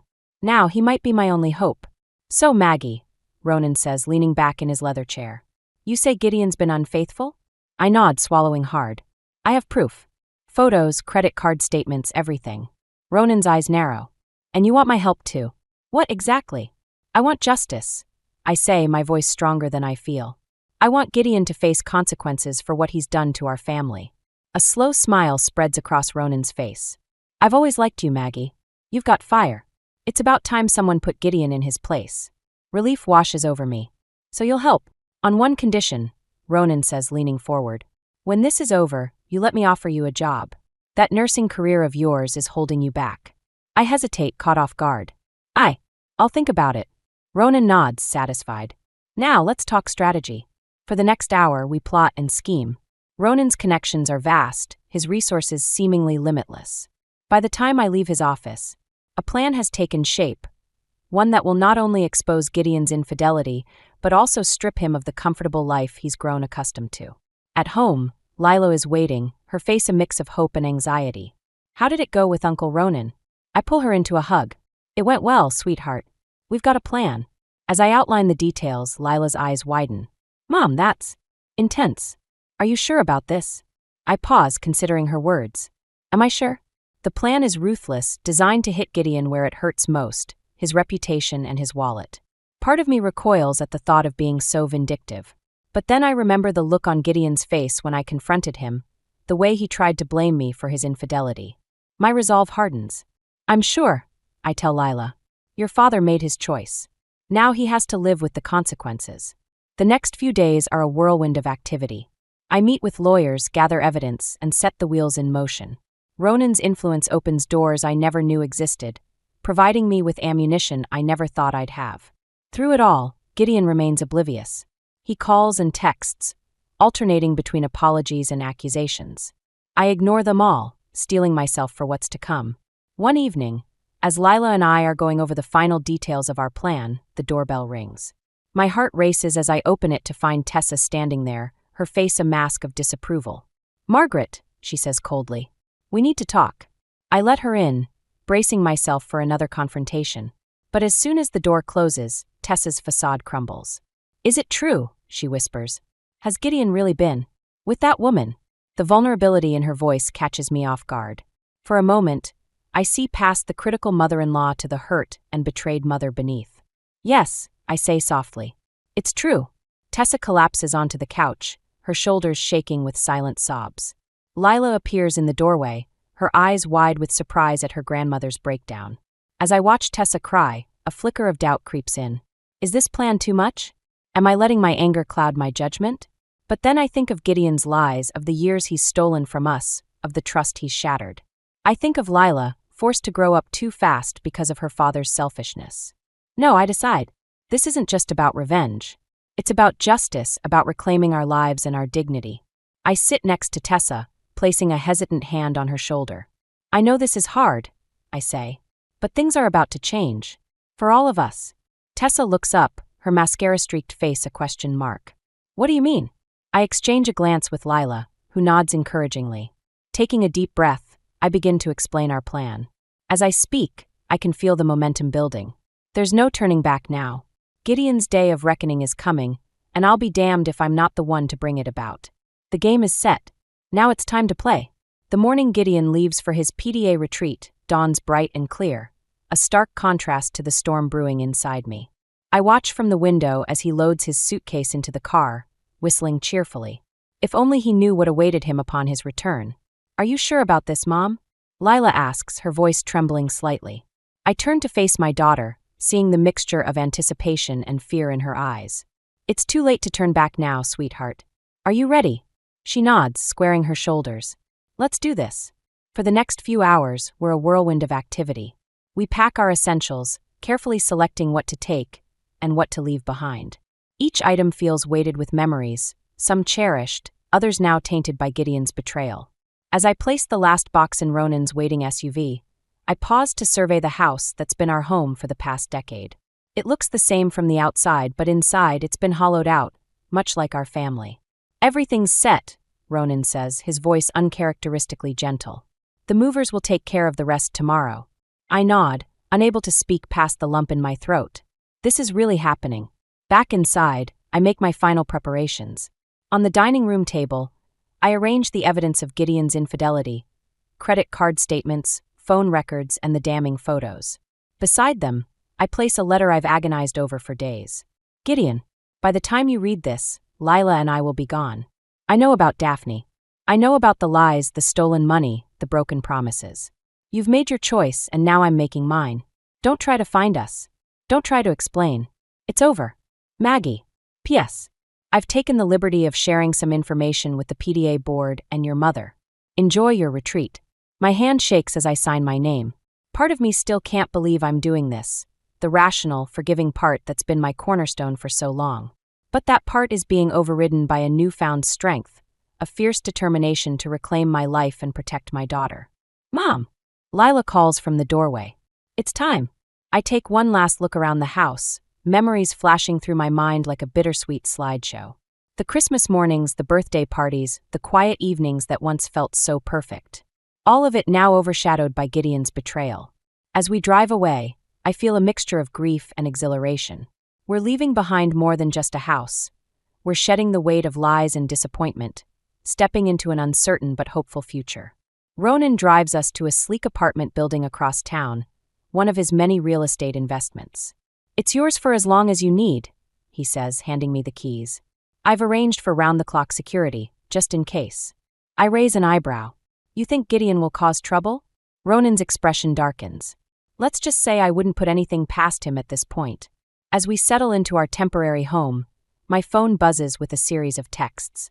They're from various PDA members expressing shock and outrage at the anonymous tip they've received about Gideon and Daphne's affair. I smile grimly, imagining the chaos unfolding at the retreat. Another text comes through, this one from Tessa. It's short but speaks volumes. I'm so sorry, Margaret. You deserved better. Lila peers over my shoulder. Grandma's on our side now? Looks like it, I say, still somewhat surprised by this turn of events. As night falls, I stand on the balcony of our new apartment, gazing out at the city lights. Somewhere out there, Gideon is about to have his world turned upside down. Part of me feels a twinge of guilt at the devastation I've set in motion. But then I remember his lies, his callous disregard for our family, and my resolve hardens. No turning back now, I whisper to the night sky. Inside, Lila is curled up on the couch, scrolling through her phone with a mix of fascination and horror. Mom, it's blowing up on social media. Everyone knows. I join her, wrapping an arm around her shoulders. Are you okay? She nods, leaning into me. Yeah, it's weird and scary, but I'm glad we did it. He can't hurt us anymore. As we sit there on the precipice of our new life, I feel a sense of peace settling over me. The storm we've unleashed is just beginning, but for the first time in months, I'm not afraid. We're free, and whatever comes next, we'll face it together. The fallout is swift and merciless. Within hours of Gideon's return from his retreat, the carefully constructed facade of his life crumbles like a house of cards. I watch it unfold from the safety of our new apartment, my phone buzzing incessantly with updates. Lila sits beside me, her eyes wide as she scrolls through social media. Mom, it's everywhere, she whispers. Everyone's talking about Dad and Daphne. I nod, a mix of satisfaction and sadness washing over me. How are you holding up, sweetheart? Lila shrugs, her face a mask of conflicting emotions. It's weird. I'm angry at Dad, but I also feel kind of sorry for him? Is that crazy? I pull her close, kissing the top of her head. No, it's not crazy. It's complicated. We can be angry and still care. My phone rings, it's Ronan. You might want to turn on the local news, he says without preamble. We switch on the TV just in time to see Gideon stumbling out of our old house, looking disheveled and wild-eyed. A crowd of reporters swarms him, shouting questions about the affair and the misuse of PDA funds. Mr. Harlow, is it true you've been embezzling money to fund your extramarital affair? Gideon, what do you have to say to the families you've betrayed? Gideon pushes through the crowd, his face a mask of panic and rage. No comment. This is all a misunderstanding. The camera pans to reveal Daphne trying to sneak out the back door, only to be confronted by another group of reporters.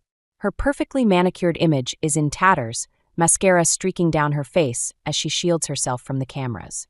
Lila turns away, unable to watch anymore. I mute the TV, my heart racing. This is what I wanted, isn't it? To see Gideon face the consequences of his actions? So why do I feel this twinge of guilt? A knock at the door startles us both. I approach cautiously, peering through the peephole. To my surprise, it's Tessa. I open the door, bracing myself for accusations or pleas on Gideon's behalf. Instead, Tessa looks defeated. May I come in? She asks, her voice barely above a whisper. I nod, stepping aside to let her enter. Lila eyes her grandmother warily from the couch. Tessa takes a deep breath, her hands trembling slightly. I owe you both an apology, she says. I was wrong about Gideon. About everything. I'm so sorry for not believing you, Margaret. The use of my full name, without a hint of condescension, takes me aback. Thank you, Tessa, I say softly. That means a lot. She turns to Lila, her eyes brimming with tears. And you, my dear, can you ever forgive your foolish old grandmother? Lila hesitates for a moment before standing and embracing Tessa. The sight of them hugging brings a lump to my throat. As we sit together, processing the chaos unfolding around us, my phone buzzes again. It's a text from Gideon. How could you do this to me? To our family? I'll never forgive you for this. I stare at the message, a wave of anger washing over me. The audacity of him, to play the victim now. What is it? Lila asks, noticing my expression. I show her the text. Her face hardens. He's unbelievable, she mutters. Tessa peers at the message, her lips thinning. Oh, Gideon, she sighs. You foolish, selfish boy. In that moment, something shifts. The last vestiges of doubt and guilt evaporate, replaced by a steely resolve. Gideon made his choices, and now he's facing the consequences. We don't owe him anything, not explanations, not forgiveness, not even a response. I delete the message without replying. So, what happens now?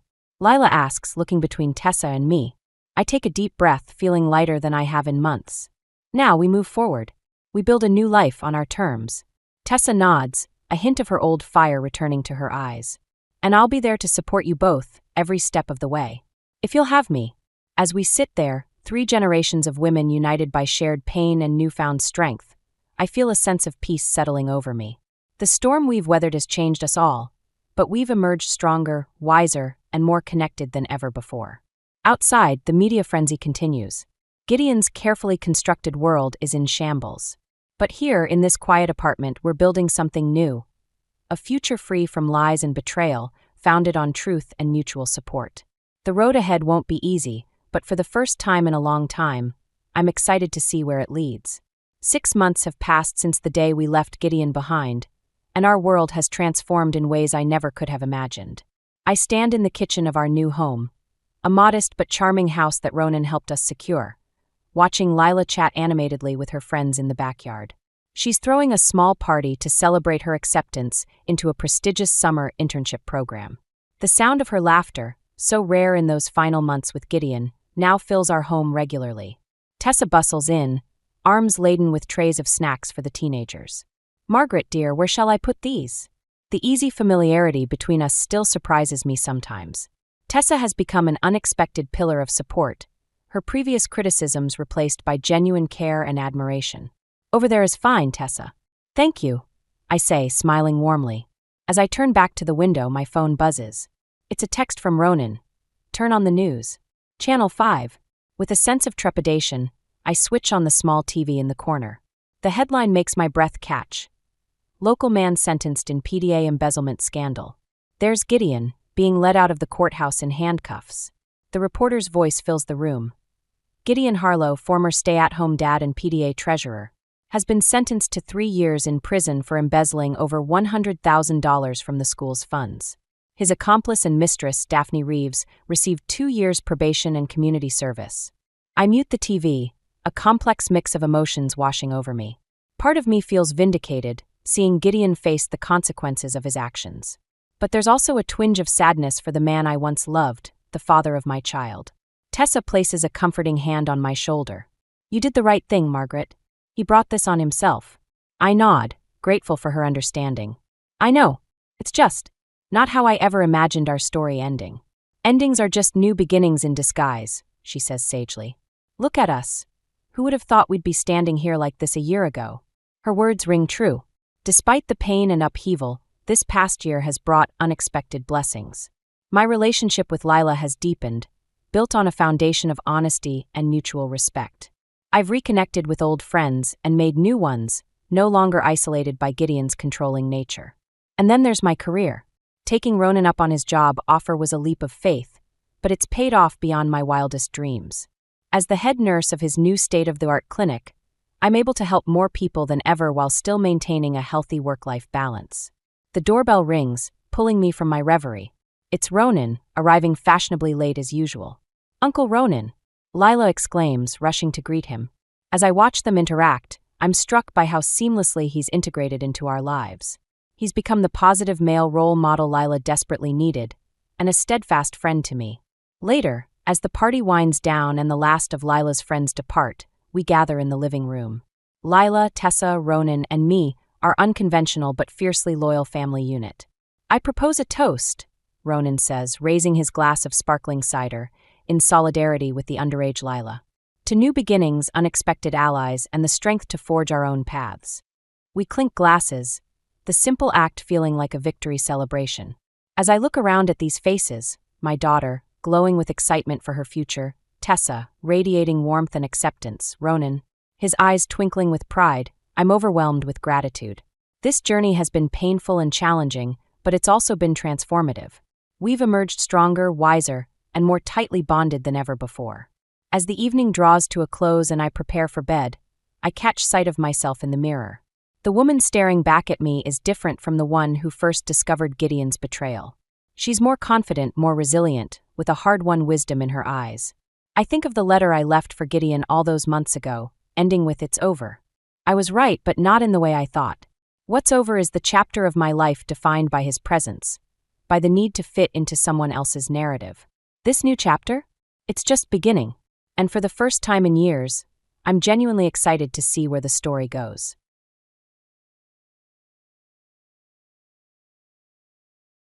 Marry me, Jade, because I can't bear the thought of you with anyone else. Elliot's words hung in the air, heavy with expectation. I stared at him, my mind racing. The restaurant around us faded into a blur of white tablecloths and flickering candles. Elliot, My voice trailed off. I couldn't find the words. He reached across the table, grasping my hand. I know your career means everything to you, but we can make this work. I promise. I looked into his eyes, seeing a mixture of hope and fear. My heart raced, torn between the comfort of his love and the allure of my hard-earned independence. My name is Jade, and I never thought I'd be here, on the precipice of such a life-altering decision. Yes, I heard myself say, almost in a whisper. Yes, I'll marry you. Elliot's face lit up with joy. He slipped a ring onto my finger, a diamond that caught the light, beautiful and somehow terrifying. As we left the restaurant, my phone buzzed. A text from my boss. Big project coming up. Need you to lead. I hesitated, then put the phone away. Elliot squeezed my hand. Everything okay? Fine, I lied, forcing a smile. Just work stuff. At home, I called my mother. Mom, I have news. Jade, what's wrong? Gloria's voice was instantly concerned. Nothing's wrong. Elliot proposed. I said yes.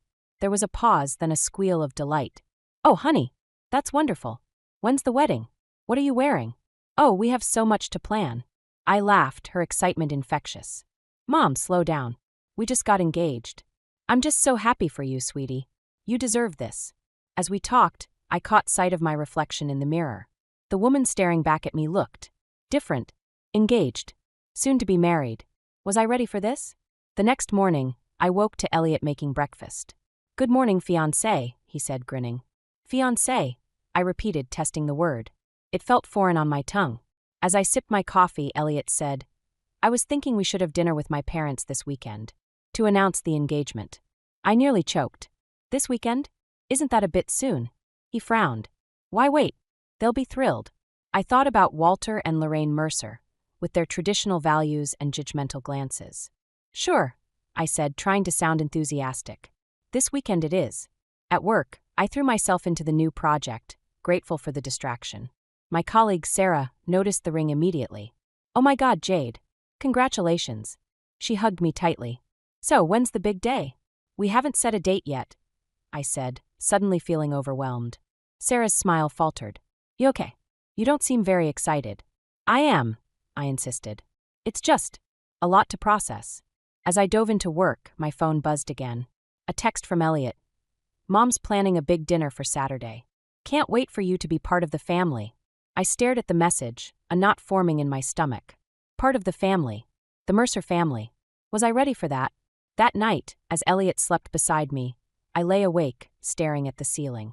I loved him, I truly did.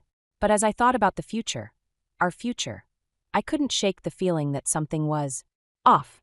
I touched the ring on my finger, cool and unfamiliar.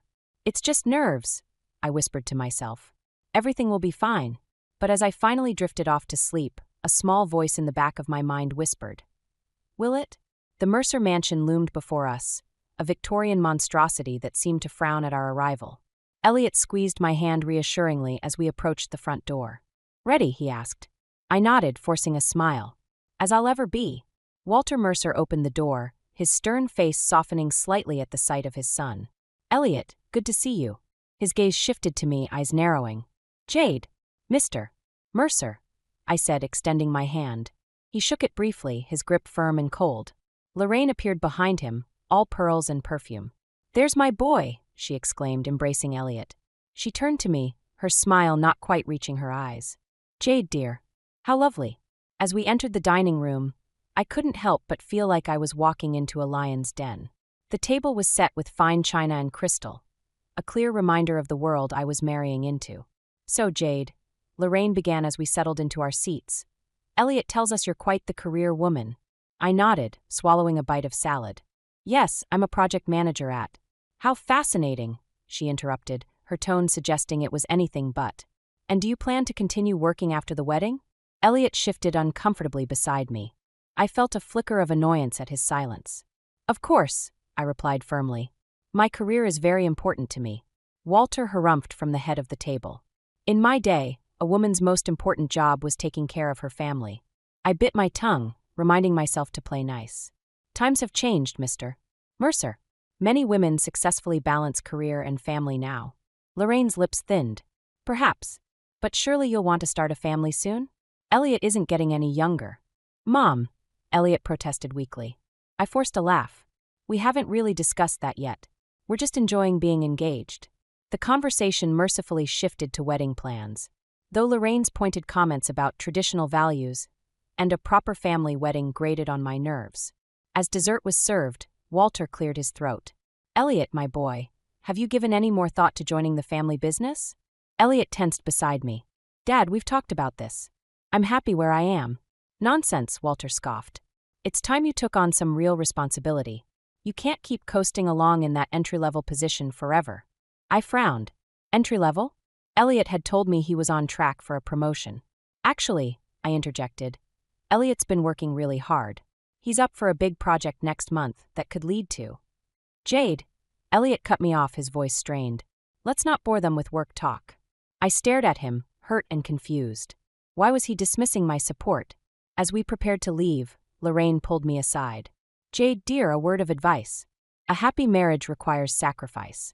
You might want to reconsider your priorities." I bristled at her words, but managed a polite nod. "Thank you for your concern, Mrs. Mercer." In the car, the tension between Elliot and me was palpable. "Why didn't you tell me about the family business?" I asked. Elliot sighed. "It's complicated, Jade. My father's always pushing for things I don't want. And why did you stop me from defending you?" He shrugged. "It's easier to just let them talk sometimes." I fell silent, mulling over the evening. The Mercer's judgment, Elliot's passivity, the lies by omission, it all left a sour taste in my mouth. As we pulled into our driveway, Elliot reached for my hand. "Hey, it wasn't so bad, right? They'll warm up to you, I promise." I forced a smile, but inside doubts were growing. Was this the family I was marrying into? And more importantly, was Elliot the man I thought he was? As I lay in bed that night, Elliot's soft snores beside me, I couldn't shake the feeling that I was standing at the edge of a precipice, about to take a leap into the unknown. And for the first time since his proposal, I wasn't sure if I was ready to jump. The morning of my wedding day dawned bright and clear, but the knot in my stomach tightened with each passing hour. As I stood before the mirror in my white gown, my mother, Gloria, appeared behind me, her eyes glistening with tears. "You look beautiful, sweetheart," she said, her voice thick with emotion. I turned to face her, taking in the familiar scar that ran along her cheek, a reminder of the car accident that had nearly taken her from me years ago. "Thanks, Mom. I just wish." She squeezed my hand. "I know. Your father would have been so proud." A knock at the door interrupted our moment. It was Max, looking dapper in his suit. "Hey, Jade. You ready?" I nodded, forcing a smile. "As I'll ever be." The ceremony was a blur of faces, flowers, and promises. Elliot beamed at me as we exchanged vows, but I couldn't shake the nagging doubt that had taken root since our dinner with his parents. At the reception, I made my rounds, accepting congratulations and trying to ignore the whispers that seemed to follow in my wake. It wasn't until I overheard a conversation near the bar that I realized the source of the gossip. "Did you see the mother of the bride?" a woman's voice said, dripping with disdain. "That scar is simply ghastly. You'd think she'd have had it fixed before such an important day." I froze, recognizing the speaker as Lila, Elliot's sister. Her companion, another of Elliot's relatives, tittered in agreement. "I know," Lila continued. "It's a shame. Poor Elliot, having to look at that every holiday now." White-hot anger surged through me. I spun around, ready to confront them, but Elliot appeared at my side, oblivious to the tension. "There you are, darling," he said, pulling me close. "Come, my parents want a photo." I allowed myself to be led away, my mind reeling. How could Lila be so cruel? And why hadn't Elliot noticed? As we posed for pictures, Lorraine fussed over Elliot's tie. "There, perfect," she cooed. "Now you look like a proper Mercer man." I bristled at her words, remembering her comments about my career. Elliot just smiled, basking in his mother's approval. The rest of the reception passed in a haze of toasts, dances, and forced smiles. I kept catching glimpses of Lila, whispering and giggling with her friends, occasionally casting glances in my direction. As the night wore on, I found myself at a table with Gloria, both of us taking a moment of respite from the festivities. "You okay, honey?" she asked, concern etching her features. "You seem distracted." I hesitated, not wanting to burden her with my worries on what should be a joyous day. "I'm fine, Mom. Just tired." She studied me for a moment, unconvinced. "You know you can tell me anything, right? If something's bothering you." Before I could respond, Elliot appeared, flushed with champagne and excitement. "Come on, Mrs. Mercer," he said, pulling me to my feet. "Time for our last dance." As we swayed on the dance floor, Elliot's arms around me, I tried to recapture the love and certainty I'd felt when he proposed. But all I could think about was Lila's cruel words, Lorraine's judgmental gaze, and the growing fear that I'd made a terrible mistake. "I love you," Elliot murmured in my ear. "I love you too," I replied automatically, the words feeling hollow in my mouth. As the music faded and guests began to depart, I caught sight of Max across the room. He met my gaze, a question in his eyes. I looked away quickly, unable to face the concern I saw there. Later, as Elliot and I prepared to leave for our honeymoon, I hugged Gloria tightly. "I love you, Mom," I whispered fiercely. "I love you too, sweetheart," she replied. "Be happy." As we drove away, rice and confetti trailing behind us, I couldn't shake the feeling that I was leaving more than just my single life behind. With each mile that passed, the weight of my new reality settled over me like a shroud. I was Mrs. Elliot Mercer now. But at what cost? 6 months into our marriage, the honeymoon phase had long since faded. I stood in our kitchen, staring at the invitation to yet another Mercer family dinner, my stomach churning with dread. "Jade, have you RSVP'd to Mother's dinner yet?" Elliot called from the living room. I sighed, setting down my coffee mug. "Not yet. I've got a big presentation that week, remember?"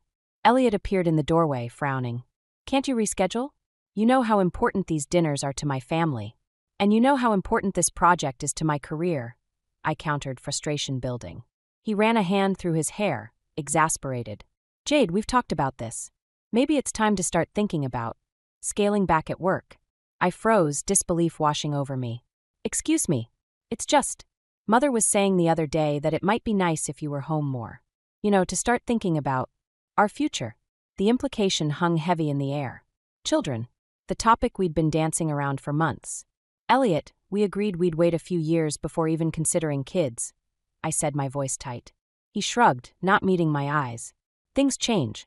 We're not getting any younger, and what? Your mother thinks it's time." I snapped, anger flaring. Elliot's face hardened. "Don't talk about her like that. She only wants what's best for us." I laughed bitterly.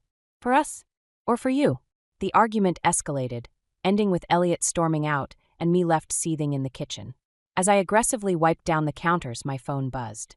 A text from Lorraine. "Darling, do try to make it to dinner. We have so much to discuss about your role in the family." I nearly threw the phone across the room. At work the next day, I buried myself in the project, grateful for the distraction. As I was leaving the office, I ran into Max, my old friend who worked as a police officer in the building next door. "Jade, long time no see," he said, his warm smile a balm to my frayed nerves. We grabbed coffee, and I found myself pouring out my frustrations. Max listened intently, his brow furrowed with concern. Jade, I hate to see you like this. This isn't the confident woman I grew up with. His words hit home, and I felt tears prick at my eyes. I don't know what to do, Max. I feel like I'm losing myself. He squeezed my hand reassuringly. You're stronger than you think, Jade. Don't let anyone dim your light. That evening, I returned home to find Elliot and Lila in deep conversation on our couch. They fell silent as I entered, exchanging guilty looks. What's going on? I asked, suspicion rising. Elliot cleared his throat. Lila was just giving me some advice. About us. I turned to Lila, whose smug expression made my blood boil. Oh, and what pearls of wisdom does my sister-in-law have about my marriage? Lila stood, smoothing her designer dress. Just that sometimes sacrifices need to be made for family. Isn't that right, Elliot? Elliot nodded, avoiding my gaze. Lila thinks, maybe we should reconsider your work situation. For the sake of our future. The betrayal hit me like a physical blow. You've been talking to her about our private life? Don't be dramatic, Jade, Lila said, her voice sickly sweet. We're family now. There are no secrets. As they continued to talk, their voices faded into background noise. I saw with sudden clarity the web I'd become entangled in: Lorraine's manipulation, Lila's jealousy, and Elliot's weakness. That night, as Elliot slept beside me, I lay awake, my mind racing. The woman I'd been before the wedding felt like a distant memory. But somewhere inside, a spark of defiance flickered to life. I was Jade Thornton before I was Mrs. Mercer. And it was time to remember who that woman was. The Mercer family's annual summer barbecue was in full swing, the sprawling backyard of their mansion filled with laughter and chatter. I stood by the buffet table, nursing a glass of wine and trying to ignore the suffocating feeling of being an outsider in my own family. Elliot appeared at my side, his smile strained. Having fun, darling? Before I could answer, Walter's booming voice cut through the crowd. Elliot, my boy. Come here, I want you to meet someone. As Elliot dutifully trotted off, I caught Lila's smirk from across the lawn. She was in her element, holding court with a group of cousins, no doubt spreading more gossip about me. Lorraine glided over, her perfectly coiffed hair unmoved by the summer breeze. Jade, dear, why don't you help me in the kitchen? We need more of my famous potato salad. I gritted my teeth, knowing it wasn't a request. In the kitchen, as I mechanically stirred the bowl, Lorraine launched into her usual passive-aggressive commentary. You know, Jade, I was speaking with Mrs. Hawthorne earlier. Her daughter just had the most adorable twins. Wouldn't it be lovely if you and Elliot? I set the spoon down with more force than necessary. Lorraine, we've discussed this. Elliot and I aren't ready for children yet. She pursed her lips. Well, dear, you're not getting any younger. And with your career, I just worry you're missing out on life's true joys. I bit back a retort, reminding myself to keep the peace. But as we rejoined the party, I felt my resolve crumbling. Walter cornered me by the grill, his imposing figure blocking my escape. So, Jade, Elliot tells me you're still working those long hours. Don't you think it's time to start focusing on more important things? I forced a polite smile. My career is important to me, Walter. He waved a dismissive hand. Nonsense. A woman's place is in the home, supporting her husband. Isn't that right, Elliot? I turned, not realizing Elliot had joined us. He shifted uncomfortably, avoiding my gaze. Well, Dad, times are different now. Walter scoffed. Different? In my day, we knew the value of family. Elliot, it's time you put your foot down. Tell your wife to quit that job and start being a proper Mercer woman. The silence that followed was deafening. I stared at Elliot, willing him to defend me, to stand up to his father. But he remained silent, his eyes fixed on his shoes. Something inside me snapped. I think I can speak for myself, Walter, I said, my voice sharp. My career isn't just a hobby. It's part of who I am. Walter's face reddened. Now see here, young lady. No, you see here, I interrupted, years of pent-up frustration pouring out. I won't be bullied into giving up my dreams. Not by you, not by Lorraine, and certainly not by Elliot. The party had gone quiet, all eyes on our confrontation.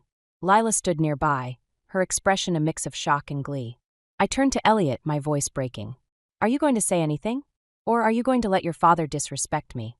Again. Elliot opened his mouth, then closed it, looking torn. His silence was all the answer I needed. I see, I said quietly. Then louder. Well, I think I've overstayed my welcome. Thank you all for a lovely afternoon. I strode towards the house, ignoring the whispers and stares. In our bedroom, I threw clothes into a suitcase, tears blurring my vision. Elliot burst in. Jade, wait. Where are you going? I zipped up the suitcase, my hands shaking. Home. To my mother's. I can't do this anymore, Elliot. I won't lose myself to please your family. But we can work this out, he pleaded. I paused at the door, looking back at the man I'd thought would be my partner in life. Can we? Because from where I'm standing, you've already chosen your side. As I drove away from the Mercer mansion, my wedding ring heavy on my finger, I felt a strange mix of grief and relief. The life I'd thought I wanted was crumbling around me, but for the first time in months, I could breathe. A week after I left Elliot, I sat in my childhood bedroom at my mother's house, staring at my phone. 17 missed calls from Elliot. 23 text messages. I hadn't responded to any of them. A soft knock on the door broke my reverie. Jade, honey. My mother's voice was gentle. Elliot's here. My heart raced. Tell him I don't want to see him. He says he's not leaving until you talk to him. I sighed, steeling myself. Fine. I'll be down in a minute. Elliot stood in the living room, looking disheveled and exhausted. When he saw me, his eyes lit up with hope. Jade, he breathed. Thank God. I've been so worried. I crossed my arms, keeping my distance. What do you want, Elliot? He took a step towards me, then seemed to think better of it. I want you to come home. We can work this out, I promise. I laughed bitterly. Work what out? The fact that you let your family walk all over me? That you didn't stand up for me when your father insulted me in front of everyone? Elliot ran a hand through his hair, frustration evident. You know how my father is. I didn't want to make a scene. A scene? I repeated incredulously. Your father publicly humiliated me, and you're worried about making a scene? That's not fair, Jade. You know how important family is to me. And what about me? I shot back. Aren't I your family now? Or do I always come second to your parents and Lila? At the mention of Lila's name, Elliot flinched. I narrowed my eyes, a suspicion forming. What's going on with Lila, Elliot? Why have you been confiding in her about our marriage? He looked away, guilt written across his face. She's my sister. She understands our family dynamics. She understands? I scoffed. She's been feeding your doubts about me from day one. Can't you see that? Before Elliot could respond, the front door burst open.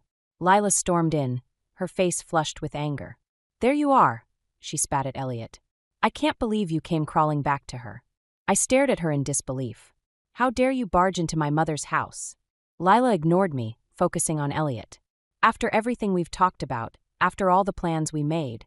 Lila, stop, Elliot pleaded, panic in his eyes. But Lila was on a roll, years of pent-up jealousy and resentment pouring out. You promised me, Elliot. You said once Jade was out of the picture, we could finally be together. That you'd take your rightful place in the family business, with me by your side. The room fell silent. I felt as if all the air had been sucked out of my lungs. What is she talking about, Elliot? I whispered. Elliot's face crumpled. Jade, I can explain. But Lila wasn't finished. She turned to me, her eyes gleaming with malice. Did you really think you belonged in our world? You were never good enough for Elliot or our family. I made sure he saw that. I staggered back, the full weight of the betrayal hitting me. You've been manipulating this entire situation. Both of you. Elliot reached for me. Jade, please. It's not what you think. I jerked away from his touch. Don't. Just. Don't. Lila laughed, the sound cold and cruel. Oh, come on, Jade. Did you really think a career-obsessed nobody like you could ever fit into our family? I did you a favor. Something inside me snapped. Years of enduring snide comments, of trying to fit into a world that never wanted me, of compromising myself for a man who couldn't even stand up for me. It all came rushing to the surface. Get out, I said, my voice low and dangerous. Both of you. Get out of my mother's house. Get out of my life. Elliot's face fell. Jade, please. I love you. I met his gaze, feeling nothing but a cold, empty void where my love for him used to be. No, Elliot. You love the idea of me. The version of me your family wanted. But that person doesn't exist. As Elliot and Lila left, their voices raised in argument, I sank onto the couch, my whole body shaking. My mother appeared, wrapping her arms around me. Oh, sweetheart, she murmured. I'm so sorry. I leaned into her embrace, feeling both shattered and strangely liberated. The life I had built with Elliot lay in ruins around me. But for the first time in months, I felt like I could breathe again. The days following Elliot and Lila's dramatic exit blurred together. I threw myself into work, grateful for the distraction, but the weight of betrayal hung heavy on my shoulders. One evening, as I sat on my mother's porch, staring blankly at the setting sun, a familiar voice broke through my reverie. Thought I might find you here. I looked up to see Max, my childhood friend, standing at the bottom of the steps. His police uniform was rumpled, his expression a mix of concern and something I couldn't quite place. "Max," I said, managing a weak smile. "What are you doing here?" He climbed the steps, settling beside me on the porch swing. "Your mom called. She's worried about you." I sighed, leaning back. "I'm fine." Max raised an eyebrow. "Really? Because you look like hell, Jade." A laugh escaped me, surprising us both. "Always the charmer, Max." His face softened. "Want to talk about it?" And suddenly I did. The whole story came pouring out. The proposal, the wedding, the slow erosion of my self-esteem, and finally, the devastating revelation of Elliot and Lila's betrayal. Max listened intently, his jaw clenching as I recounted Lila's cruel words. When I finished, he was quiet for a long moment. "I wish I could say I'm surprised," he finally said. I turned to him, confused. "What do you mean?" Max ran a hand through his hair, looking uncomfortable. "Look, there's something you should know about the Mercers. Specifically about Lorraine." My heart rate picked up. "What about her?" "A few years back, there was an incident. Nothing that made the papers, but—" He hesitated. "Lorraine's behavior drove Elliot's previous fiancée to attempt suicide." I felt the blood drain from my face. "What?" Max nodded grimly. "The girl's name was Sarah. Sweet kid, a lot like you actually. Career-focused, independent. Lorraine, she didn't approve. Started playing mind games, turning the family against her. By the end, Sarah was a shell of herself. I remembered the whispers at family gatherings, the vague references to Elliot's troubled ex. It all suddenly made horrifying sense. Why didn't anyone tell me? I whispered. The Mercers are good at keeping secrets. And honestly, I think most people were too afraid of Lorraine to speak up. A cold fury began to build in my chest. So they just let history repeat itself?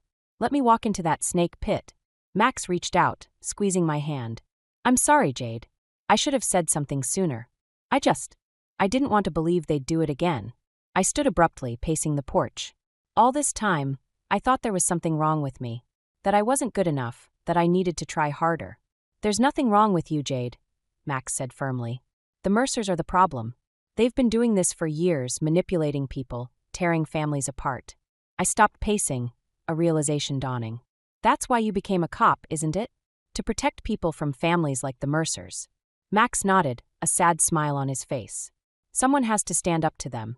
In that moment, something shifted inside me. The hurt and betrayal were still there, but alongside them, a new emotion was taking root: determination. "You're right," I said, my voice stronger than it had been in weeks. "Someone does have to stand up to them. And I think it's time that someone was me." Max stood, his eyes searching mine. "What are you thinking?" A plan was already forming in my mind. "I'm thinking it's time the truth about the Mercers came to light. All of it." "Jade," Max said cautiously, "the Mercers are powerful. This won't be easy." I met his gaze, feeling more like myself than I had in months. "I know, but I'm done being a victim. It's time to fight back." Max studied me for a long moment, then nodded. "All right. If you're sure about this, I'm with you. Whatever you need." As we stood there on the porch, the last rays of sunlight fading, I felt a surge of hope. The road ahead would be difficult, but for the first time since my ill-fated wedding day, I felt ready to face whatever came next. The Mercers had tried to break me. Instead, they'd made me stronger. And now they were about to learn just how strong I could be. 1 year later, I stood at the podium, surveying the packed auditorium. Journalists, community leaders, and familiar faces filled the seats. In the front row, my mother beamed proudly, her scar a badge of survival. Beside her sat Max, his supportive smile giving me strength. "Thank you all for coming," I began, my voice steady. "Today, we're here to announce the launch of the Phoenix Foundation, dedicated to supporting victims of emotional abuse and manipulation." As I spoke about the Foundation's mission, I couldn't help but reflect on the journey that had brought me here. The months following my separation from Elliot had been challenging, but they'd also been transformative. With Max's help, I'd gathered evidence of the Mercers' pattern of manipulation and abuse.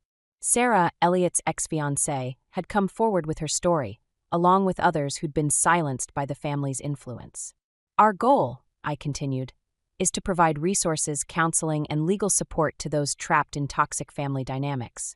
No one should have to sacrifice their identity or dreams to fit someone else's mold." As I spoke, I noticed a commotion at the back of the auditorium. Elliot slipped in, looking haggard and uncertain. Our eyes met briefly, and I saw a mix of regret and admiration in his gaze. I nodded slightly, acknowledging his presence before continuing. "The Mercer family's actions have finally come to light," I said, my voice growing stronger. "Their company is under investigation for ethical violations, and Lorraine Mercer is facing charges for her role in Sarah's breakdown." A murmur rippled through the crowd. I took a deep breath, ready to deliver the final blow. But this isn't about revenge. It's about justice, healing, and preventing others from experiencing what we went through. It's about reclaiming our power and helping others do the same. As I concluded my speech, the auditorium erupted in applause. I stepped away from the podium, feeling a weight lift from my shoulders. Max met me at the edge of the stage, enveloping me in a warm embrace. "You did it, Jade," he whispered. "I'm so proud of you." Later, as the crowd thinned, Elliot approached cautiously. "Jade, I don't know what to say." I studied him, noting the dark circles under his eyes and the slump in his shoulders. "You don't have to say anything, Elliot. Your actions speak for themselves." He nodded, looking pained. "I know. I've made so many mistakes. But seeing you up there, so strong and determined, it made me realize how much I've lost. Not just you, but myself." For a moment, I felt a flicker of the old affection. But it was quickly replaced by a calm resolve. "I hope you find your way, Elliot. But it won't be with me." As he walked away, Max appeared at my side. "You okay?" I turned to him, really looking at the man who'd stood by me through everything. "Yeah, I am. Better than okay, actually." He grinned, that boyish smile I'd known since childhood. "Good. Because I was thinking, maybe we could grab dinner? To celebrate." I felt a warmth spread through my chest, a feeling of possibility I hadn't experienced in a long time. "I'd like that, Max. I'd like that a lot." As we left the auditorium, hand in hand, I caught sight of my reflection in a window. The woman staring back at me was stronger, wiser, and more herself than she'd ever been. The Mercers had tried to break me, to mold me into their idea of perfection. Instead, they'd set me free. Walking into the warm evening air, I felt a sense of peace settle over me. The road ahead was uncertain, but for the first time in years, I was excited to see where it might lead. With Max by my side and my newfound purpose guiding me, I was ready to embrace whatever came next. The Phoenix Foundation was just the beginning. From the ashes of my old life, something beautiful and powerful had risen. And this time, nothing and no one would clip my wings again.